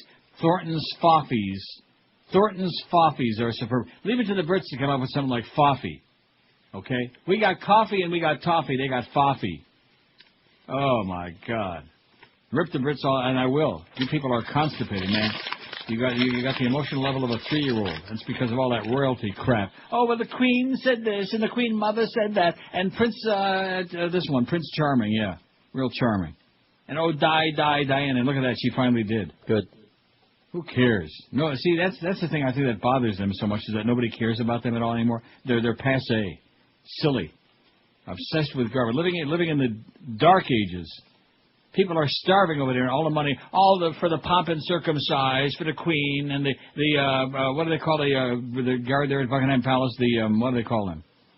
The Royal Guards. Hey, we got pixie sticks. Woo! You do? Somebody just brought in some pixie sticks. Where'd you get those from? John Jarris has an entire candy store in his John office. Jarris, by the way, we didn't put Milka bars on here because we would insult the intelligence of our audience. Even the ones that voted for plain old Hershey bar, we respect more than Milka bar. Right, this is going to be great. Milka bar is for real Farbissina Goyim. I got some purple That's why here. he's got it. I got an orange one. Orange what? Milka bar? Pixie stick. And how are they? They're great. I still don't think I know what those are because it shows the package. Huh? It's just powdered. Why are you eating those now? Are you crazy or what? Because they're here. Because John Jarris brought them in. See, he's a candy pusher is what he is. He's a murderer. Just like all those other Nazis. He says saltwater taffy I do like. Did we put that on there? Saltwater taffy? I don't know. I don't like taffy. I don't care whether you like it or not. I love it. Josh, you ever had saltwater taffy? It's individually wrapped. Well, that's a bitch, too. Talk about packaging. I don't know. There's like a million different taffy. No, but these aren't taffy bars like that old bottomless Turkish taffy. These are like little individually wrapped candies, taffy candies. You probably like to pull it. Well, but the problem is the paper sticks to it. Saltwater taffy. It's good stuff. Boy, this is really sick. Although the fact that they made the mistake on the Smarties, I mean, they got one other Smarties from like 100 years ago, but the new Smarties that are like 1,000,000 times better than M&M's, they don't have them on there. I think it's part of that anti-Canadian thing, eh? WQAM, hello. Neil. Yes, sir. I may be behind the times, but I think I have 1 or 2 for the poll. Yeah. It's my all-time favorite. Zag Nut? It's on there. What about Zero Bar? On there. Sorry. By the way, Zero Bars. Oh, horrible. Just all right. Thanks, Neil. Bye. Okay. They even have Kool-Aid on here for the Jim Jones crowd. Oh, and not only Kit Kat, but Kits, K-I-T-S. I don't have any idea what Never heard of that. Do you? No. Kits? I remember Kits Truax used to run at Northfield Downs in Hazel Park. Francis J. O'Hare from Flushing, Michigan, in the bike. What am I looking for? Kits, K-I-T-S. What are you eating, man? There's a version of that. Oh, I don't know what they are. Oh, Kits. I never saw those. Square wrapped candies in banana. Oh, that sounds good. In banana, molasses, and with peanut butter, chocolate and strawberry flavors. I bet you the molasses with peanut butter are like Mary Jane's. Each package has 3 pieces. A box of 96, 24 of each flavor is $7.99. Oh my God! Even you could afford that. Kits. Maybe there was like a regional thing. I never seen those. Wow. Well, what's the history on it? Got the histrionics on it? No. Just has commentary. Kits Candy Memories. I remember Kits from when I was a kid growing up in the mid-50s, it says here. But there's no history. Well, what a shame. Just the one we need a little background on it there. Never had no Kits. Maybe you could order some of those and give that lady the address, Debbie. She'll send me 400 pounds of candy. And then be sure and give it to John Jarvis again, too. So he can send me some more of them Goyish candy bars from the Bavarian Alps. See, and he's killing you, too. He's doing the same thing to you they did to me. I think he's, the Antichrist, John Jarvis. Could be. Got you fooled. So anyway, when we come back, Josh is going to, he's going to apologize for being so uptight just because them 2 guys are sleeping in the same bed. I mean, in a room. 26 past 1 at 560 WQAM. This is Neil Rogers. Neil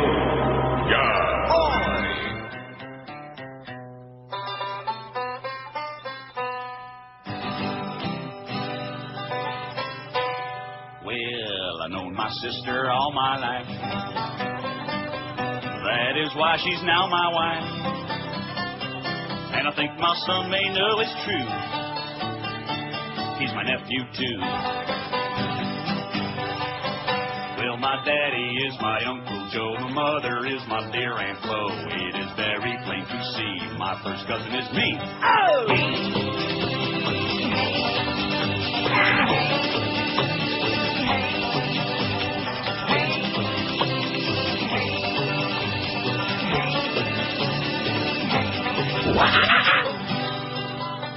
So guess what? Click on Saltwater Taffy right now off of that page.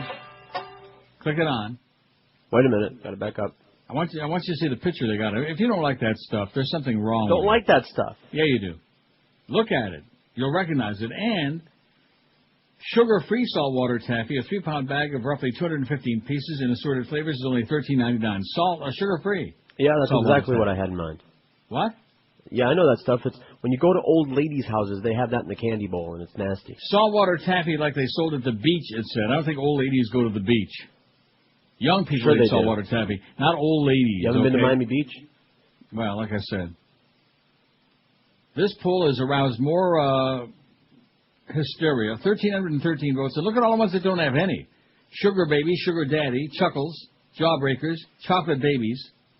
Sounds like a racial thing to me. Bonbons, Pez, Ethel M chocolates, Nerds, Starburst, Cadbury eggs. Oh, nobody likes Cadbury eggs? You're crazy. Fudge, Lifesavers, Nickel Nips. Now, everybody ate those. Not that I liked it. You're right. The wax used to get them all mixed in with, mooshed in with it. Nasty. Yeah. Rock candy, Fun Dips, none for Pixie Sticks that you were just eating, as a matter of fact. Didn't help from them. Cornish Telfin, nobody likes it. And a whole bunch of them with only one, too. Even Good and Plenty's only got one.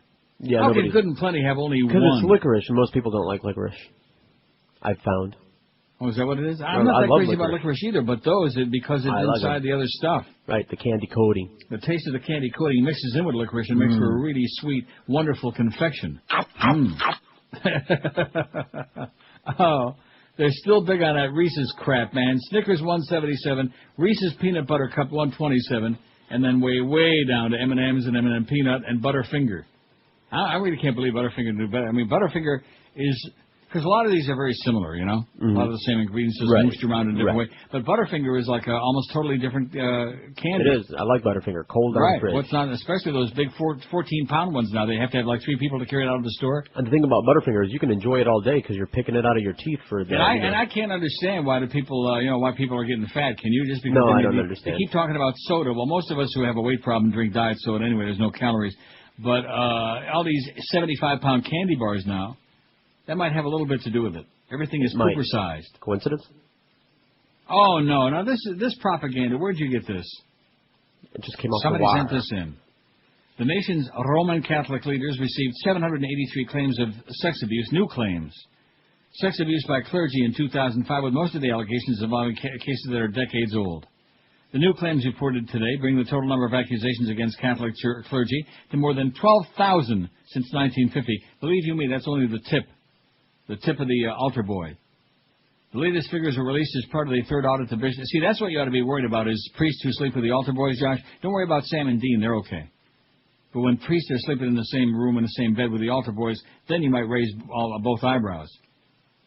The latest figures released as part of the third audit the bishops have conducted to restore trust in their leadership after abuse allegations soared in 2002. Yeah, there were a lot of guys sore about it. Church leaders, however, drew criticism for changing how this latest review was conducted. In the first two annual audits, all 195 dioceses received an outside visit. During the most recent review, 104 dioceses were allowed to fill out a questionnaire instead while the auditors visit the others. So we'll just tell you. We'll lie a lot, but we'll just make it up. All three audits were conducted by the Gavin Group, a private firm that employed teams comprised mainly of former FBI agents. Remember the FBI and Gay Edgar Hoover? Mm-hmm. He had his nose into stuff like this. Prior to the new audit, the abuse program was known to have cost dioceses more than $1 billion since 1950, but new figures released by the church greatly expanded the figure. The bishop said the total cost of abuse in 2005 alone was nearly $467 million, half a billion loan almost last year, including settlements, therapy for victims, support for offenders, and attorney's fees, among other things. Not to mention the expensive travel to ship the priest around. The new audit also found a slight decline in compliance with all the provisions of the toughened sex abuse policy the bishops adopted 4 years ago. The latest audit found that 88.5% of dioceses were fully compliant, compared with more than 95% last year. The audit said several dioceses don't have full safe environment training where children learn to keep themselves safe from abusers, and 4 of them haven't fully complied with the call for background checks on employees. They're working on it, slowly. Speaking of religious nuts, wait till you hear this story from Apopka. Do you ever think we'd have a story from Apopka, Florida? Oh, it's bound to happen. Several parents in Apopka, Florida are upset over a surprise school Holocaust project that some say tormented children, according to a Channel 6 report. That's, I guess, in Orlando, Channel 6, not yours. Local 6 News reported that 8th graders with last names beginning with L through Z at Apopka Memorial Middle School were given yellow 5-pointed stars for Holocaust Remembrance Day. Other students were privileged, the report said. Father John Tinley said his son was forced to stand in the back of the classroom and not allowed to sit because he was wearing the yellow star. He was forced to go. Maybe he was also forced to eat jujubes. He was forced to go to the back of the lunch line 4 times by an administrator, Tinley said. Tinley said the experiment upset his child. He was crying, Tinley said. I said, "What are you crying about?" He said, "Daddy, I was a Jew today." It could have been worse. He could have been on that old show with Jack Bailey, Queen for a day. Other parents and children shared similar stories, Tinley said. They were told they couldn't use the water fountains. There was even a sign supposedly at one water fountain saying, if you're wearing a yellow star, you can't use this water fountain. I think that's good. Don't you like that? Well, it depends on who. Teach them a little something. Tinley said he believes it's important to teach the Holocaust, but apparently little was learned during the experiment. I tried to talk to my son, ask all these questions, and the only thing he said is, "Daddy, the only thing I found out today is I don't want to be Jewish," Tinley said. Well, that's because they didn't give him any halava and grivenus. No kishki. Oh, my God. If he had some kishki with gravy, Did they glue horns on their heads, too? Some cheese blintzes with, like, strawberry. Ooh. And maybe some hamantaschen with mun. Children were selected to be persecuted or privileged, some not told the rule, Local 6 reporter Gerald Resnick said. Oh, Resnick, Parents tell Local 6 they were not told prior to the school-wide experiment. Teachers felt it would have defeated the purpose to tell the students ahead of time because that would have prepared them, Principal Doug Guthrie said. Students came in, all they got was a star. This was supposed to be a creative way to teach the horrors of the Holocaust, but unfortunately it has sparked controversy and, more importantly, it has sparked conversation, Resnick said. We have now heard from nearly a dozen parents who are very upset. Jew for a day, my ass. Especially in Apopka. Can you imagine being Jewish in Apopka? No. Local 6 News aired a statement from the Holocaust Memorial Resource and Education Center of Florida. Of course, we applaud Apopka Memorial Middle School's effort to engage in Holocaust education with the hope of tolerance education component of the classroom. That is the mission of the center, to teach tolerance through Holocaust remembrance and education. However, we don't encourage nor train teachers to engage in simulation exercises. Guthrie admitted that he would do some things differently in the exercise because of complaints, but said kids got the message. They need to know we don't want history to repeat itself. That's why there's all those people worried about them, all the folks dying of genocide in Africa. That's right. I understand next year they're going to make the kids just take showers instead. Oh, and sleep in the same room. Right. In motels. They're going to go on a road trip. I think Josh is one of the few people who would actually have noticed that would have like registered in his mind. I mean, after all the other stuff on that show. I was thinking about other things myself. Like what? Oh, I don't know. Like how come they have 2 beds? All-time favorite candy. This has gone over like halava in Tel Aviv, baby. 1,330 votes. And our goal today was what, 800? Something like that? Pretty good. Mm-hmm. Now look at the ones that have only got solamente uno. Carroll milk. Now that's the one, that's a Cadbury, right? And it's the chocolate where you bite into it and like it's got squirt, Yeah, caramello. It's got goopy chocolate. No, not that. Goopy chocolate. Wonka Bar, 1. Mr. Big, 1. Pop Rocks, 1. Chocolate covered cherries, only 1. Good and Plenty, only 1. That's I don't know. There's something wrong here. Turkish Taffy, 1. Dots, 1. Dots suck. Mm-hmm. Unless they're on some Indian lady's head. You mean some Arab. Ghirardelli chocolate. Nice going, Eric. Thank you. We got 1. Spelled it right. There's the Ghirardelli. Pick some up at the Ghirardelli. Along with your matzo ball soup. Nerds, 1. I don't eat candy, 1. See, I told you. Liar. Yeah. Saltwater taffy, 1. S'mores, 2. Well, I don't want to read the other ones, but some have only 1. Like s'mores. That's good because s'mores really suck. You see s'mores, and when it first came out, I'm surprised you didn't see it. No. Because they had big displays with like 75,000 of them little bars just falling all over the place. You'd walk into a convenience store and practically fall down in the middle of them. S'mores. I like s'more flavored, Pop-Tarts. I never had those. S'more flavored Pop-Tarts? Josh brings them in all the time. S'more Pop-Tarts. Pop-Tarts? Good God. And you're telling me about how you're eating better now and you got that pasta? Stick with the pasta, man. Pasta, anything other than the pasta. This is Neil Rogers. Tell John Jarrett to quit poisoning people with candy. Butcher, murderer. Butcher of the Alps. But tastes real good. And what gives you the excess energy to drive Mom crazy? So, what breakfast cereal will you tell Mom to buy next time she goes shopping? Sugar Shockers! New super sugar-coated Sugar Shockers are little bits of raw cane drenched in honey and coated with powdered sugar, glucose, fructose, corn syrup, and other natural sweeteners. And it tastes just like sugar-coated sugar! Right, because there's no yucky vitamins or minerals to spoil your fun. Yeah! And how does it make you feel? Like I'm vibrating. Mommy, let's watch cartoons. Mommy, let's go get ice cream. Mommy, let's play Smurfs. And moms will love Sugar Shockers, too, because inside every box, there's a free bottle of new Flintstones chewable Valium. So try new super sugar-coated Sugar Shockers from your friends at Irresponsible Foods. 145. I tell you, this poll's almost as good as the one we did last September, that paper or plastic one. That was good. But this is maybe even better. Plastic. Researchers, wait till you hear this. This might inspire you guys to get off your dead ass and make that trip to Amsterdam already. You can get there in about an hour. Starting now. Listen, I'll book it right now. You just put that check in the mail. We'll get it done. Get it done.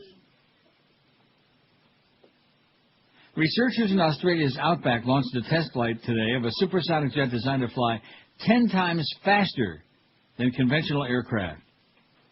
The test flight was conducted by researchers at the University of Queensland. Well, we always knew that the Queens can fly. Under commission from the Japan Aerospace Exploration Agency, or JAXA, in the remote community of Woomera, about 310 miles north of the South Australian state capital of Adelaide. The so-called supersonic combustion ramjet, or scramjet, engine was designed to travel at speeds up to 5,000 miles per hour, or 10 times the speed of conventional aircraft. The rocket launch looked as expected. We had another clean liftoff, said Professor Michael Smart. Today's launch was the second test flight in less than a week, was intended to generate data about flight performance of a 220-pound scramjet engine with an advanced fuel injector developed by JAXA. The data will be compared with results of ground tests performed in Japan. The university said it will make an announcement about the results of the experimental flights in coming weeks. The U.S. has already carried out a flight test with a scramjet engine, while the European Union, Japan, China, Russia, and India are in different stages of testing their technologies. The one in India has got a little dot on the nose. Some observers say scramjet technologies could revolutionize air travel. Officials at the University of Queensland have said scramjet-powered passenger jets are still a long way off, but it might be possible to use a scramjet-powered plane within the next 10 years for limited purposes, such as delivering vital organs for urgent transplant operations or for making a quick run to Amsterdam, a quick drug run to Amsterdam. Remember that fax we used to always get? Right, we're making reservations Every now. time I go on vacation, I get a fax. Oh, well, I see Neil's made another one of his drug runs to Amsterdam. Right. Yeah, right. Well, that's what we're going to do. And we were just talking about it. We're not only going to sleep in the same room. Same bed. We're going to sleep in the same bed, but we're going to sleep opposite, like feet to head, that kind of thing. Because that's not gay when you do it that way. I don't know, but the picture that I'm conjuring up in my mind about that seems awfully gay to me, you know what I'm saying? Think about it. Just for about keep your half feet a out of second. my face there, John. Yeah. Oh, that's not his toe. It felt like a toe. Yeah, I'll bet. Big toe. Or a little toe, maybe. 5, 6, 7, or maybe... Cut those nails, man. Camels, anyone? 148 at QM. We got the big O, rhymes with toe. Oh. And Mo. Coming up at 2 at the 2 to 4 slot. The embarrassment just continues. We got nobody from 2 to 4. We got like revolving doors. Do we have next week's schedule? Probably not. Not. At least I don't have it. No, I don't have one. They're busy. They're still busy. Now, is Hank on vacation in Vegas, or is he just out there goofing off or losing his ass? What's he doing? Are they using that whooping crane to lift him off the mat? The winch. They're using a winch to drag him off that buffet where they have the 501 items on the world record buffet. She better be a hot wench. If you eat enough of that buffet, you wind up looking like a buffo. You know what I'm saying? Kind of like that. WQAM, hello. QAM. Hey, Neil, how you doing? Yes, sir. Okay. All right, you have a glaring omission in your candy list. And what is that? Jolly Ranchers. Oh, yeah, that's on this thing here, too. Jolly Ranchers. Yeah. Let me take a look at the picture I of the package. I was trying to get yesterday. Yeah. Regarding James Coburn. He was a real macho guy. He was pretty damn macho, you're right. Yeah, I couldn't get through yesterday. I've been trying all day today, too. Nah, he wouldn't have got any votes anyway. They don't know who that is. Okay, thanks a lot, Pally. Oh, there's the Jolly Ranchers right now. I'm looking at them. You see them? Old-time favorite in assorted fruit flavors: grape, apple, watermelon, cherry, and blue raspberry. Oh, man. Jolly Ranchers. Get that on there right away. Now, if you can get a 2-pound bag or a case of 12 2-pound bags, that's only 24 pounds. 24 pounds of Jolly Ranchers. You'll be jolly, too, for about half an hour until you croak. God, can you imagine? Mary Jane. Boy, I'm so sorry that somebody brought that up. By the way, thanks to Robert. He emailed me a link to a website where you can see the video. Remember that story you were reading about the abusive cop? Oh, yeah? It's policeabuse.org is a whole site with that video. Well, let's put a link to that on our website. Make sure that Eric gets it, or Josh, or whoever's going to take care of that. Let's put a link to that so we can show exactly what goes on. See, if you criticize the police, man, you got real... That's right. They get a little porky, the police. They showed the video, and it would have made your toes curl. Really? What the cop was saying to this guy and what he was doing. Nice. Very nice. Well, thank God we got those good, honest cops, especially in South Florida. A sentencing hearing, speaking of that, for Lionel Tate. Once the youngest person in modern U.S. history to be sent to prison for life was delayed yesterday after a judge ruled the teenager should receive a minor mental examination.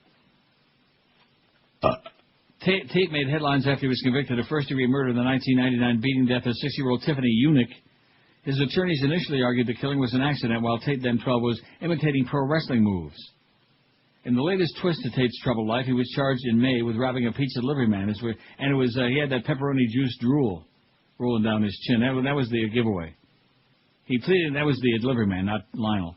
He pleaded guilty on March 1st to the armed robbery and admitted he violated probation from the 99 killing by possessing a gun. Under a deal with prosecutors, Tate faces up to about 30, man. 30 years in prison instead of a potential life sentence for the probation violation. At issue Wednesday was a letter Tate sent last week to Broward County Circuit Judge Joel Lazarus, in which he requests to withdraw his plea only to the robbery charge. By pleading not guilty to that charge, but admitting to the probation violation, Tate ultimately seals his own fate since the gun was used in the crime. Such a move led his attorney to question his competency. That's what Ellis, I've been thinking that your defense is really stinking, Rubin said. Your Honor, I'd like to know what is in the mind of this young fellow that he knows at the time of this event that he faces life in prison, yet for $33 worth of pizzas he does a terrible thing. Defense attorney Ellis Rubin told the judge. Rubin, I've been thinking. Rubin asked the plea agreement and a Monday sentencing hearing be delayed until an extensive mental evaluation could be performed.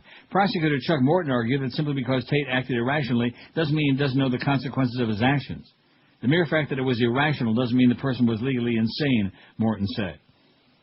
Judge Lazarus ordered that Tate, now 19, receive a minor mental evaluation to determine whether he's competent enough to be sentenced, and for the court to consider his request to withdraw the plea. Why, for a couple of bucks worth of pizza, would he do something like this, the judge asked rhetorically. The why is only known to your client. The next hearing's for April 20. All right, like that. The question is, why? Why? Would anybody steal pizza unless they were like mentally non-compass weenus, you know what I'm saying? There's nothing worse than a pizza thief. That's what I'm thinking. Although a candy thief is not... We tell a story about Fat Boy just yesterday, I believe. Stealing the candy from the prize closet. And when he opened the door, guess what? Tom Cruise was still in there. Oh, my God, it's already 14. It's 58 degrees. The sun is shining. I can't afford to be in here. I got to go outside. Catch some rays. And tomorrow it's going to be 63. Got some showers tomorrow, some golden showers, but 63. Oh, mama. Maybe I'll do the show outside tomorrow. I'll take along Mike cord. What do you think? All right. 1,358 votes today, man, and Josh said we never make it to 900. Of course, I think we started with that, didn't we? 8 something? 58 degrees right now. It is going to be toasty. I'm going to go out there naked. I'm going to go run around out downtown naked. Speaking of that, speaking of people in Canada, soldiers flee to Canada to avoid Iraq duty. Sounds like Vietnam. We don't have any draft right now, but these guys are already in hot water. Hundreds of deserters from the U.S. Armed Forces have crossed into Canada and are now seeking political refugee status there, arguing that violations of the rules of war in Iraq by the U.S. entitle them to asylum. A decision on the test case involving 2 U.S. servicemen is due shortly and is being watched with interest by fellow servicemen on both sides of the border. At least 20 others have already applied for asylum, and there are estimated 400 in Canada out of more than 9,000 who have deserted since the conflict started in 2003. Ryan Johnson, not the hockey player, but another Ryan Johnson, 22, from near Fresno in California, was due to be deployed with his unit in Iraq in January last year, but crossed the Canadian border in June and is seeking asylum. I had spoken to many soldiers who had been in Iraq and who told me about innocent civilians being killed and about bombing civilian neighborhoods, he told The Guardian. It's been really great since I've been here, meaning Canada, he said. Generally, people have been really hospitable and understanding, although there have been a few who have been for the war. Well, I don't know where he found them. Certainly not in Toronto. He's now unable to return to the U.S. I don't have a problem with that. I'm in Canada, and that's that, he said. But what's going to happen after 180 days, Ryan? Mr. Johnson said it was unclear exactly how many U.S. soldiers were in Canada, but he thought 400 was a realistic figure. He had been on speaking tours across the country as part of a war resistors movement to come across other servicemen living underground. Jeffrey House, a Toronto lawyer who represents many of the men, said that an increasing number were seeking asylum. In fact, there's an increasing number in our sales department at QM seeking an asylum, too, and believe me, most of them belong there. There are a fair number without status and a fair number on student visas, he said, and under UN guidelines on refugee status, they were entitled to seek asylum. The first test cases involved Jeremy Hinsman, 26, who deserted from the 82nd Airborne Division. Oh, we better do the break, hadn't we? We should. Yes. That's only 3 minutes. Just relax. And Brandon Huey from the 1st Cavalry Division. All deserters past and present are placed on the FBI wanted list. How do you like that? During the Vietnam War, between 50 and 60,000 Americans crossed the border to avoid serving and came to Canada, eh? This is Neil Rogers. Rock solid. This is 560 QAL. A gentle reminder about daylight saving time. Sunday is daylight savings time. Big excitement. Moving the hands of your clock ahead 1 hour. Unless it's a digital clock and then you just have to press some button. Either way, the big day is Sunday. Daylight savings time Sunday at 2 a.m. But you don't have to stay up until 2 a.m. to set those clocks ahead. No. Do it before you go to sleep on Saturday. Right, that's what most people do anyway. But either way, you're losing an hour. It's a big lost hour. The most exciting day of the year. And it's all happening on Sunday. Sunday. Bye.